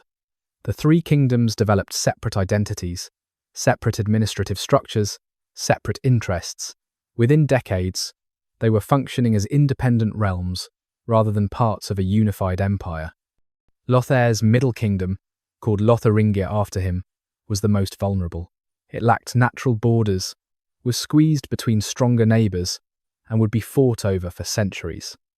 The region that later became Alsace-Lorraine, contested between France and Germany through the modern period, was part of Lothaire's inheritance, and the Franco-German conflicts over these territories trace back directly to Verdun's divisions. Charles the Bald's Western Kingdom would become France, developing Romance language and culture centred on Paris, expanding gradually to approximate modern French borders. The Capetian dynasty that eventually replaced the Carolingians would build the French monarchy on foundations laid by Charles's kingdom. Louis the German's Eastern Kingdom would become Germany, maintaining Germanic language and culture, evolving into the Holy Roman Empire of the German nation, fragmented into numerous principalities, but claiming continuity with Charlemagne's imperial legacy. The treaty represented the empire's failure to maintain unity, the triumph of regional identity over imperial cohesion. Charlemagne had conquered diverse territories and imposed unity through force and administration. But that unity proved artificial, dependent on his personal authority. When that authority passed to weaker successors, when the empire had to survive without extraordinary leadership, it broke along natural fault lines of language, culture, and regional identity. Later, medieval chroniclers saw Verdun as tragic, the moment when Charlemagne's great achievement was undone by his grandson's ambition and weakness. They blamed the brothers for dividing what should have remained united, for choosing personal power over imperial glory. But this judgment was perhaps unfair. The brothers faced real problems. Frankish inheritance law that required division, regional aristocracies demanding autonomy, external threats requiring local response, rather than centralized command. The empire Charlemagne built may have been inherently unstable, too large and diverse to maintain indefinitely, requiring constant warfare and exceptional leadership to prevent fragmentation. Verdun simply acknowledged reality, formalized divisions that were already developing, and created legal framework for what was happening anyway. Yet the treaty's long-term consequences were profound. It created the basic outline of Western European political geography. France and Germany, the two powers that would dominate European politics for a millennium, emerged from Verdun's divisions. The chronic conflicts over the Middle Kingdom's territories would shape European warfare for centuries. The linguistic divisions the treaty acknowledged would harden into national identities. Verdun marked the end of Charlemagne's empire as unified realm. What followed was not complete collapse, but transformation, the evolution from empire into kingdoms, from political unity into the fractured landscape of medieval Europe. The Carolingian Empire died at Verdun, though Carolingian rulers would continue claiming imperial titles for decades. In its place emerged the political structures that would define European history through medieval and early modern periods. The three brothers who signed the treaty could not have foreseen all these consequences.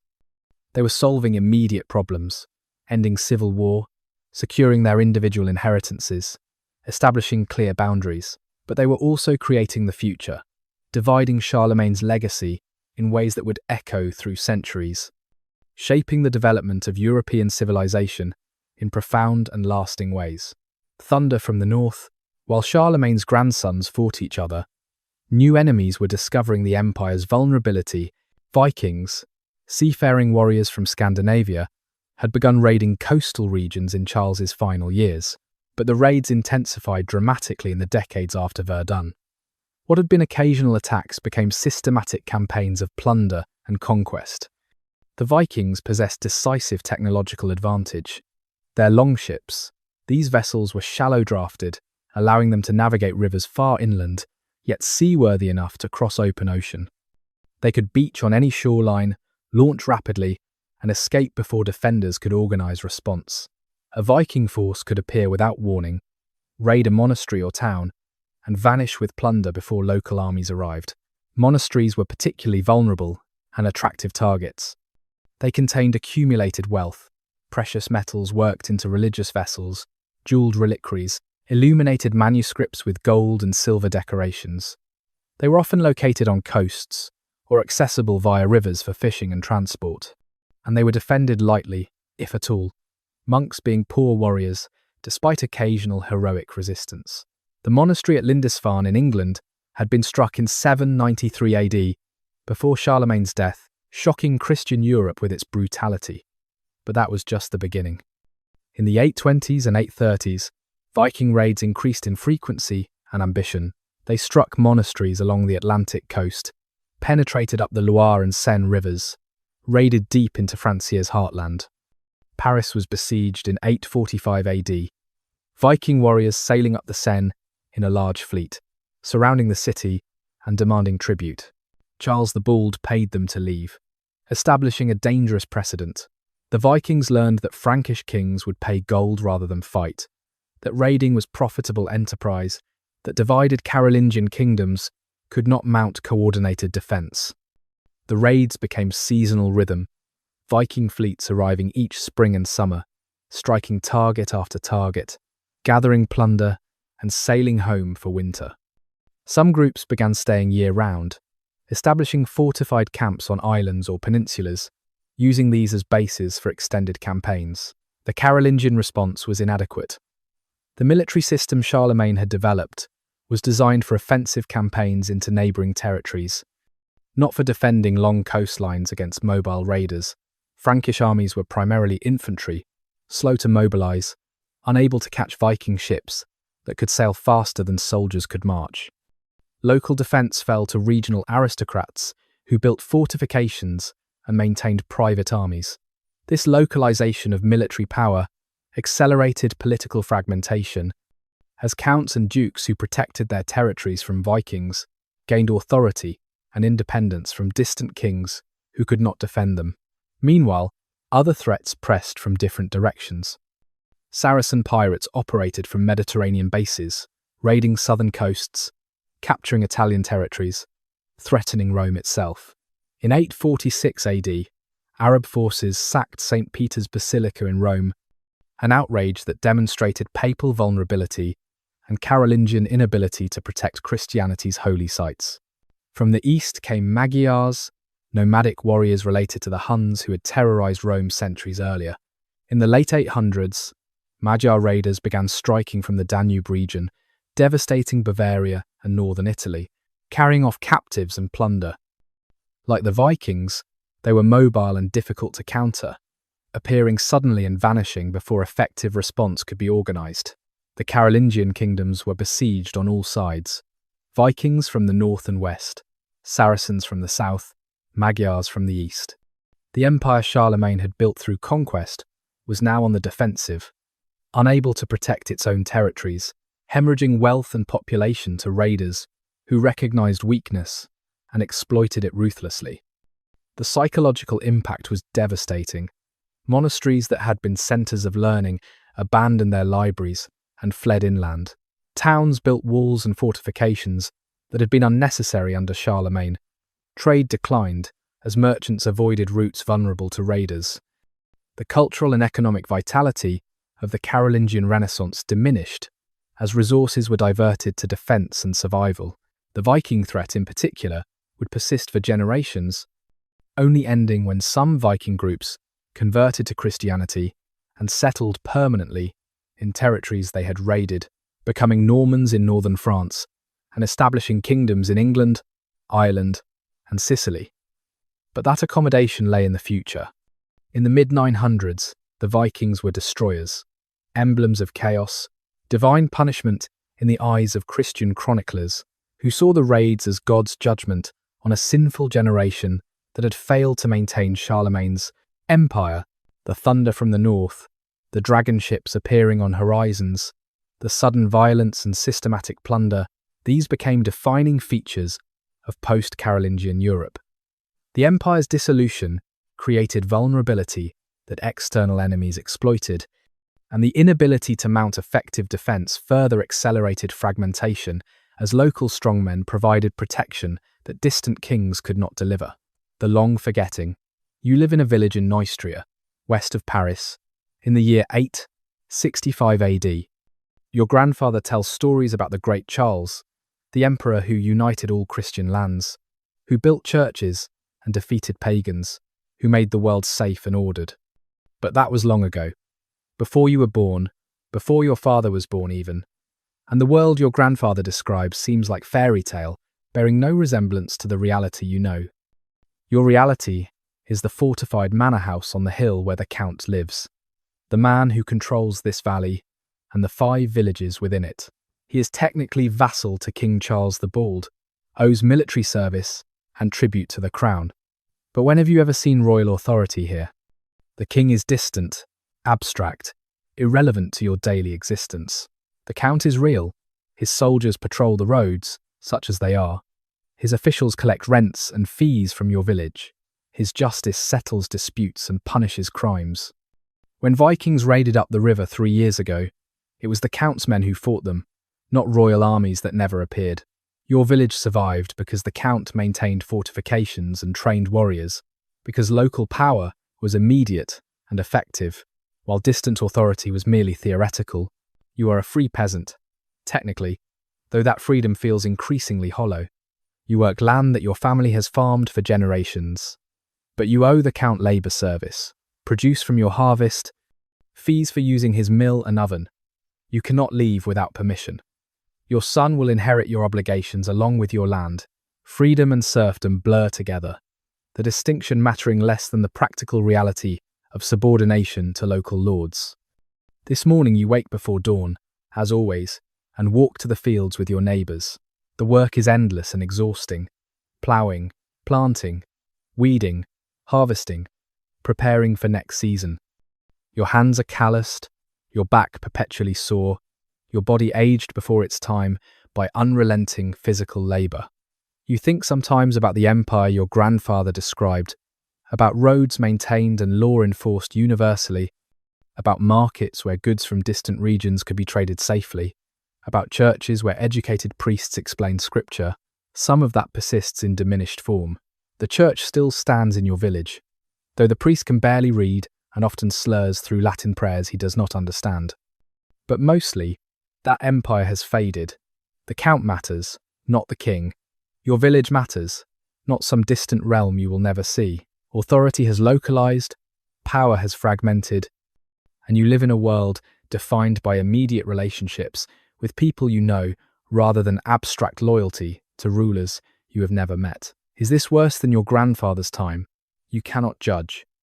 The world you know is the only world you have, and within it, you find the same things people have always sought: enough food to survive, family to love, work that gives purpose, faith that provides hope of better life beyond this vale of tears. The Vikings might return. You hear reports from travellers about raids upriver, about monasteries burned and towns plundered. When that fear grips the village, you look to the Count's fortifications, to his armed men, to local defence, because no other help will come. The king will not save you. Royal armies will not arrive. You are protected or exposed based entirely on local circumstances, local strength, local leadership. This is the new reality, the world emerging from empire's collapse. Authority is personal, immediate, based on relationships you can see and touch, rather than abstract claims from distant courts. The Count protects you because you farm his land, produce wealth he consumes, provide labour he requires. It is mutual dependency rather than sovereign authority, a web of obligations binding lord and peasant in relationships that will eventually be called feudalism. You do not know this is feudalism forming. You do not think in such terms. You simply live, work, survive, finding meaning in family and faith, and the rhythms of agricultural life that continue, regardless of who claims to rule. The empire fades from memory, becomes legend, transforms into stories the old men tell about better times that perhaps never truly existed except in imagination. As you labour in the fields, bending to pull weeds from grain that will feed your family and pay your rents, the sun rises higher and the day grows warm. Your neighbours work beside you, their presence comforting through familiarity. This is your world, small and bounded, difficult and sometimes cruel, but also filled with the small kindnesses and simple pleasures that make life bearable. The empire is gone, faded into the distance like morning mist burning away, leaving behind a landscape transformed but still inhabited, still human, still carrying forward despite everything. The last Carolingians. The Carolingian dynasty did not end with dramatic finality but faded gradually, its last representatives ruling diminished territories with declining authority until eventually other families replaced them entirely. The process took over a century, varying by region, marked more by slow transformation than sudden catastrophe. In the Eastern Kingdom that would become Germany, the Carolingian line ended in 911 AD, with the death of Louis the Child, who had become king as a boy and died at 18 without heirs. The German nobles elected Conrad of Franconia as king, choosing a non-Carolingian for the first time. The transition was peaceful, suggesting that Carolingian blood mattered less than effective leadership, that the sacred dynasty Pepin had created through papal anointing had lost its mystical authority. In the Western Kingdom that would become France, the Carolingians persisted longer, but with steadily decreasing power. Charles the Bald's descendants ruled as kings of the West Franks, but increasingly they competed with the Robertians, a powerful aristocratic family that provided several kings during contested successions. The pattern repeated. A weak Carolingian king would die. Nobles would elect a strong Robertian to replace him. The new king would die, and Carolingians would briefly return to power, only to be replaced again when they proved inadequate. Kingship became elective in practice, with blood mattering less than capability and the support of powerful nobles who made and unmade kings. Louis V was the last Carolingian king of France, ruling briefly in 986 to 987 AD, before dying at age 20 without heirs. The nobles elected Hugh Capet from the Robertian family, founding the Capetian dynasty that would rule France for centuries. The Carolingians were simply passed over, their claim to kingship exhausted through generations of weak rulers who could not maintain authority their ancestors had wielded. In Italy, Carolingian claims persisted even longer in increasingly irrelevant forms. Various descendants and relatives claimed titles, but real power resided with regional magnates, with the papacy, with whoever commanded sufficient military force. The imperial title became something popes granted to whichever German or Italian ruler seemed most useful, losing connection to Carolingian blood entirely. The last person with legitimate claim to Carolingian descent ruling any territory was probably Odo of Vermandois, a minor noble who died in 983 AD, controlling modest holdings that bore no resemblance to empire. With his death, The dynasty founded by Pepin and elevated to empire by Charlemagne essentially ended, though genealogists could trace various descent lines through daughters and collateral branches. What killed the Carolingians was not conquest or dramatic overthrow, but simple inadequacy. Later generations could not replicate Charlemagne's extraordinary capacity. They inherited empire, but not the personality and skills necessary to maintain it. They faced external threats their ancestors would have crushed, but that they could only pay off or flee from. They presided over fragmentation they could not prevent. Watching power drain away to local magnates who provided services kings could no longer deliver. The contrast with Charlemagne became more striking with each generation. He had been warrior, administrator, scholar, patron of learning, builder of churches, conqueror of kingdoms. His descendants were, with few exceptions, mediocre figures, struggling to maintain authority over territories that barely acknowledged their sovereignty. The gap between ancestor and descendants was too vast, the memory of greatness making current weakness more obvious. Perhaps no dynasty could have sustained Charlemagne's achievement. Perhaps the empire was always destined to fragment, requiring superhuman effort to maintain and collapsing naturally when such effort was unavailable. The Carolingians' failure was not shameful so much as inevitable, the regression to mean after an extraordinary outlier, as the last Carolingian rulers died in obscurity, as their bloodline was absorbed into other aristocratic families, or simply ended as new dynasties claimed their territories and titles. Charlemagne's empire passed from political reality into historical memory. What had been government became legend.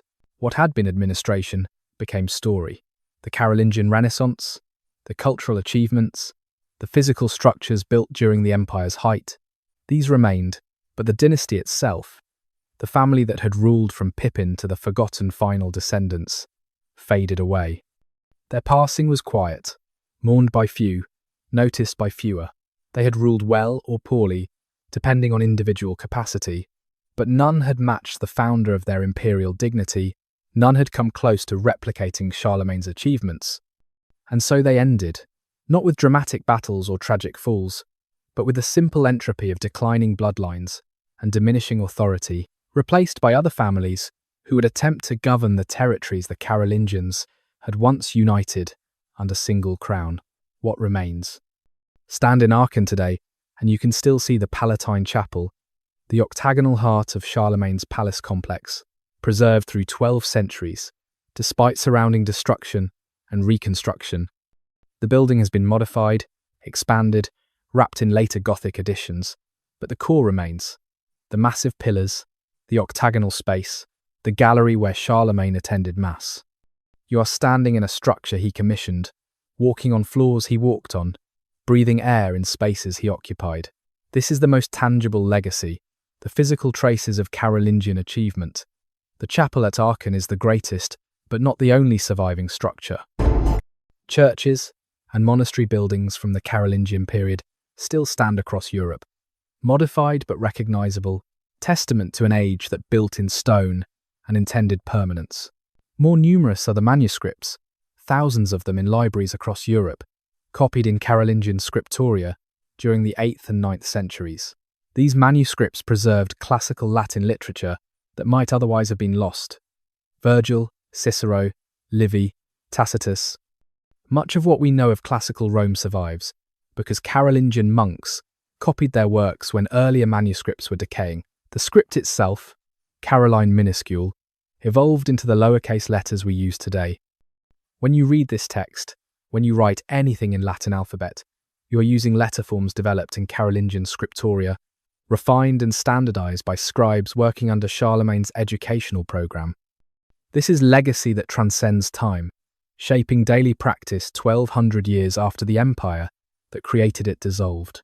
The political borders, established at Verdun, influenced European geography through modern times. France and Germany, as distinct nations, trace their origins to the division among Charlemagne's grandsons. The chronic conflicts over Alsace and Lorraine, contested between France and Germany through 2 world wars, originated in disputes over the Middle Kingdom's territories. European political history was shaped by Carolingian decisions in ways that persisted for a millennium. Feudalism, the social and political system that dominated medieval Europe, emerged from Carolingian administrative structures, combined with localization of power during the empire's collapse. Charlemagne's counts and vassals, bound to him through personal oaths and land grants, became the model for later feudal relationships. The hierarchy of lord and vassal, the exchange of military service for land tenure, the personal nature of political authority, these feudal characteristics developed from Carolingian practices. The alliance between monarchy and church, the pattern of kings appointing bishops and convening church councils, the fusion of religious and political authority, these Carolingian innovations shaped medieval governance. The Holy Roman Empire of the German nation, which claimed continuity with Charlemagne's empire and maintained the pattern of emperors crowned by popes, lasted until 1806 AD, 1,000 years after Charlemagne's coronation. Education and learning were perhaps Charlemagne's most enduring legacy. The schools he established, the curriculum he promoted, the emphasis on literacy for clergy and administrators, these created institutional patterns that survived his empire's collapse. Monastery and cathedral schools preserved learning through the difficult 10th and 11th centuries, eventually evolving into the universities that defined later medieval intellectual life. The Carolingian Renaissance was not just preservation but transmission, creating the bridge connecting classical antiquity with medieval and modern European culture. Without Carolingian copying efforts, much of classical literature would have been lost. Without Carolingian educational reforms, the institutional framework for later learning would not have existed. The cultural continuity between ancient Rome and modern Europe was maintained through the Carolingian period. The imperial ideal itself, the vision of unified Christian Europe under single authority, proved remarkably durable. Charlemagne became the model emperor, the standard against which later rulers were measured. The Holy Roman emperors claimed to be his successors. Napoleon explicitly invoked Charlemagne's legacy when creating his own empire. The European Union's Charlemagne Prize, awarded annually in Aachen to those promoting European unity, demonstrates that his vision of unified Europe remains relevant in the 21st century. But perhaps the deepest legacy was less tangible. The demonstration that civilization could be rebuilt after catastrophic collapse, that learning could be revived after centuries of decline, that political order could be created from chaos through sustained effort and intelligent administration. The early Middle Ages, once dismissed as the Dark Ages, was shown through Carolingian achievement to contain creativity and possibility, not merely decay and loss. Charlemagne's empire fell, his dynasty ended, his administrative structures dissolved. But what he built in stone, on parchment, in institutional forms, and in cultural memory endured.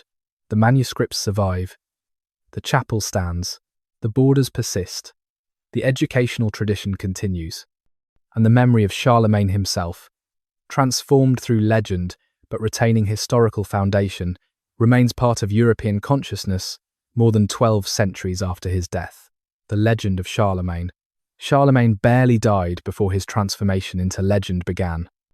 Einhard's biography, written in the 820s AD, established the pattern: Charlemagne as ideal Christian emperor, wise ruler, patron of learning, mighty warrior. The biography was hagiography, praise rather than critical analysis, creating an image of perfection that later generations would elaborate. By the 11th century, that elaboration was well advanced. The Song of Roland, an epic poem about the Roncevaux Pass battle, transformed a minor defeat into a glorious tragedy.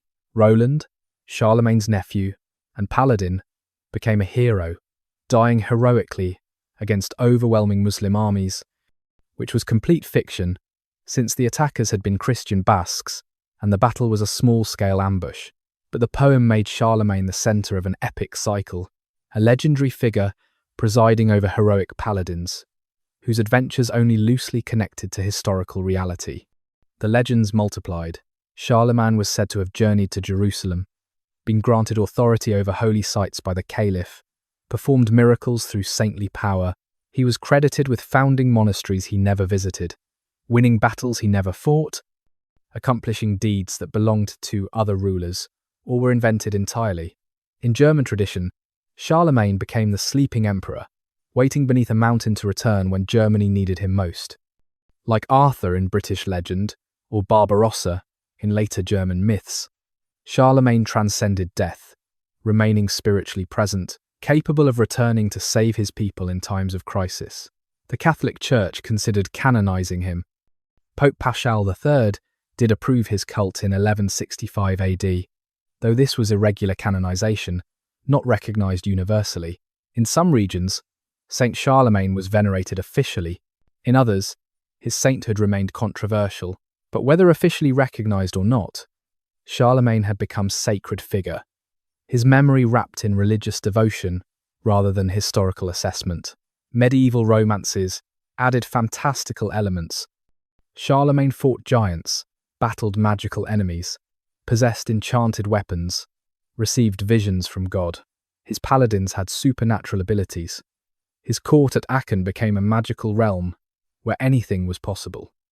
The historical emperor disappeared beneath layers of mythic embellishment. Renaissance historians began attempting to separate legend from fact, reading sources critically, questioning miracle stories and fantastic embellishments. But even serious historians maintained reverence for Charlemagne, seeing him as founder of European civilization, creator of institutional structures that shaped their own world.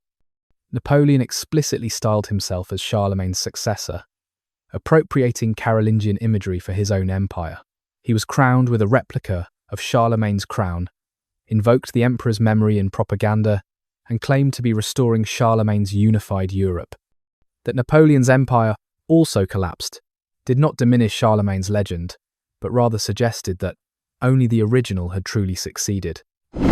German and French nationalists both claimed Charlemagne as ancestor, debating whether he was really Charles or Karl, whether he belonged to French or German history. This was anachronistic, since modern national identities did not exist in the 800s, but it demonstrated Charlemagne's importance as symbolic figure, so significant that competing nations fought over his memory. Modern scholarship has worked to recover the historical Charlemagne beneath legendary accretions. We know more now about Carolingian administration, about the limits of Charlemagne's achievement, about the brutality of Saxon conquest and the ultimate fragility of his empire. We can assess him more critically, recognizing faults alongside achievements. Yet even stripped of legend, the historical Charlemagne remains extraordinary. He did conquer most of Western Europe. He did patronize learning and create cultural renaissance. He did build administrative structures that functioned across vast territories. He did shape European development in lasting ways. The legend exaggerates, but it is built on genuine achievement. Perhaps the most remarkable aspect of Charlemagne's legend is its persistence. 12 centuries after his death, he remains culturally present, recognizable, significant. How many historical figures maintain such enduring fame? How many early medieval rulers are known to educated people today? Charlemagne's transformation into legend has preserved his memory when countless contemporary rulers are utterly forgotten. The sleeping emperor beneath the mountain has not awakened, will not awaken, because he exists only in myth. But the historical emperor's legacy remains active in European culture, institutions, and consciousness, shaping the present through connections to the past that Charlemagne himself could never have imagined. Echoes across centuries. Europe today bears Charlemagne's imprint in ways both obvious and subtle. The borders he established influence current political geography. The educational institutions he promoted evolved into modern universities. The alliance between political and religious authority he embodied shaped church-state relations through centuries. His memory remains active in contemporary European consciousness. The European Union awards the Charlemagne Prize annually in Aachen to individuals who promote European unity, explicitly invoking his legacy as unifier of diverse peoples under common governance. Recipients have included Winston Churchill, Pope John Paul II, and various European political leaders who advanced integration. The prize suggests that Charlemagne's vision of unified Europe remains relevant, an aspiration rather than accomplished fact. but still inspiring effort. The Carolingian script that evolved into modern lowercase letters shapes daily written communication across the world. Every time anyone writes in Latin alphabet, they are using letter forms traceable to Carolingian innovations, tangible legacy, touching billions of people who have never heard of the Carolingian Renaissance. The manuscripts preserved in Carolingian scriptoria remained foundational for understanding classical civilization. Scholars studying Roman history, literature, and philosophy work from texts whose earliest surviving copies were created by Carolingian monks. Without those copying efforts, our knowledge of classical antiquity would be dramatically diminished. The feudal structures that emerged from Carolingian administrative patterns shaped European social organization for centuries, influencing property law, political relationships, and social hierarchies in ways that persisted into the modern era. Even contemporary property rights and governmental structures contain elements traceable to feudal precedents that developed from Carolingian innovations. The ideal of Christian empire, secular authority, exercised in service of religious mission, influenced European political thought profoundly. Debates about church-state relations, about the proper role of religion in governance, about sacred and secular authority, these continued discussions that Charlemagne's reign made urgent. French and German national identities, though modern constructs draw on Carolingian heritage, both nations claim him as foundational figure, seeing their origins in the empire he built and the divisions his grandsons created. This shared heritage creates both connection and tension, common reference point for peoples whose modern relationships are complicated by history. The very concept of Europe as distinct civilization owes something to Charlemagne. His empire approximately defined Western Europe's extent, distinguishing it from Byzantine Christianity in the east, from Islamic civilization in the south, from pagan societies in the north. The cultural and political boundaries he established helped create European identity as separate from other civilizations. Modern historians continue debating Charlemagne's significance, assessing his achievements against contemporary standards, questioning whether the Carolingian Renaissance deserves its name, examining the costs of his conquests, weighing cultural accomplishments against military brutality. These scholarly debates demonstrate his continuing relevance, that he remains important enough to argue about. But beyond academic assessment, Charlemagne persists in popular consciousness as legendary emperor, founder of European civilization, ruler whose achievements remain meaningful 1200 years later. His legend is separated from historical reality, but draws on genuine accomplishment, exaggerating real achievements rather than inventing entirely fictional ones. As Europe navigates contemporary challenges, debates about unity and sovereignty, confronts questions about cultural identity and political integration, Charlemagne's memory remains present, not as answer but as reference point.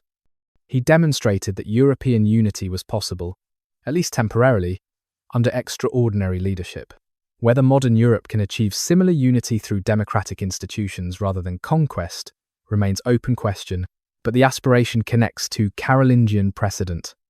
The echoes grow fainter with time, yet they persist.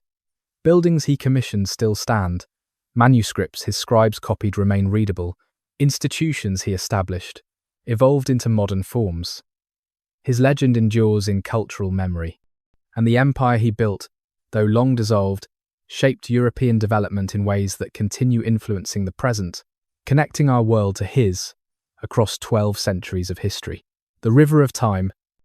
Imagine yourself floating on a great river, ancient and slow, its waters carrying you gently from past toward present. The current is steady, neither rushing nor stagnant, simply flowing as rivers flow, as time flows, bearing all things forward into becoming. Far upstream, barely visible now through the mists of centuries, you can see the Carolingian world. The chapel at Aachen gleams in morning light. Monks bend over manuscripts in quiet scriptoria. Armies march along Roman roads toward distant campaigns. Charlemagne sits in his throne, judging disputes and hearing prayers, while scholars debate nearby and children play in palace courtyards. But the river moves on, carrying that world away, downstream, back, into the realm of what was rather than what is. The images grow fainter, details blur, until all that remains is soft, golden glow. Memory of sunlight on stone, echo of chanting in ancient churches. You float forward, passing through century after century, each adding its own current to the river's flow. Vikings raid coastal monasteries, their dragon ships appearing and vanishing like dreams. Feudal castles rise on hilltops, stone towers watching over peasant villages. Cathedrals soar toward heaven, Gothic arches reaching upward in prayer made architecture. The Renaissance blooms along the riverbanks, art and learning flowering in Italian cities. The Reformation fractures Christian unity that Charlemagne had fought to build. Kings and emperors make war and peace. Dynasties rise and fall, borders shift and reform, all flowing past on the river's ceaseless current. Revolution sweeps across Europe, old orders collapsing, new worlds being born. Industrial smoke rises from factory chimneys. World wars devastate and rebuild. The river flows on, carrying everything, losing nothing, bearing the past within the present like water bears dissolved minerals, invisible but present, shaping everything. And now you find yourself in the present moment, this evening, this night, floating on waters that contain all of history dissolved within them. Charlemagne is here, in the river's depth. The Carolingian Empire flows beneath the surface. The manuscripts, the learning, the cultural achievement, all present in solution. Part of what you are, part of where you are, connected through time's continuous river. The current carries you gently now, rocking you like a cradle, the rhythm of flowing water, matching the rhythm of breathing, of heartbeat, of sleep approaching. The river asks nothing except that you release, let go, allow the current to carry you where it will. The banks grow soft and indistinct. The distinction between water and air, between past and present, between waking and sleeping, all these boundaries dissolve. You are floating, drifting, held safely by the river's ancient current, carried toward dreams on waters that have flowed since time began and will flow until time ends. The river continues, eternal and patient, bearing all things forward, losing nothing, remembering everything, and you, floating upon its surface, a part of that endless flow, connected to all who have floated here before, connected to all who will follow, part of time's great river, moving always gently, peacefully, toward the ocean that receives all waters, toward the source from which all waters spring, toward the eternal present that contains all past and future in its measureless depth. Rest now on these ancient waters. Let the current guide you. Trust the river's wisdom, older than any empire, deeper than any history, flowing always toward peace. May these historical reflections have brought you comfort and calm. Thank you for joining me on this long journey into the past.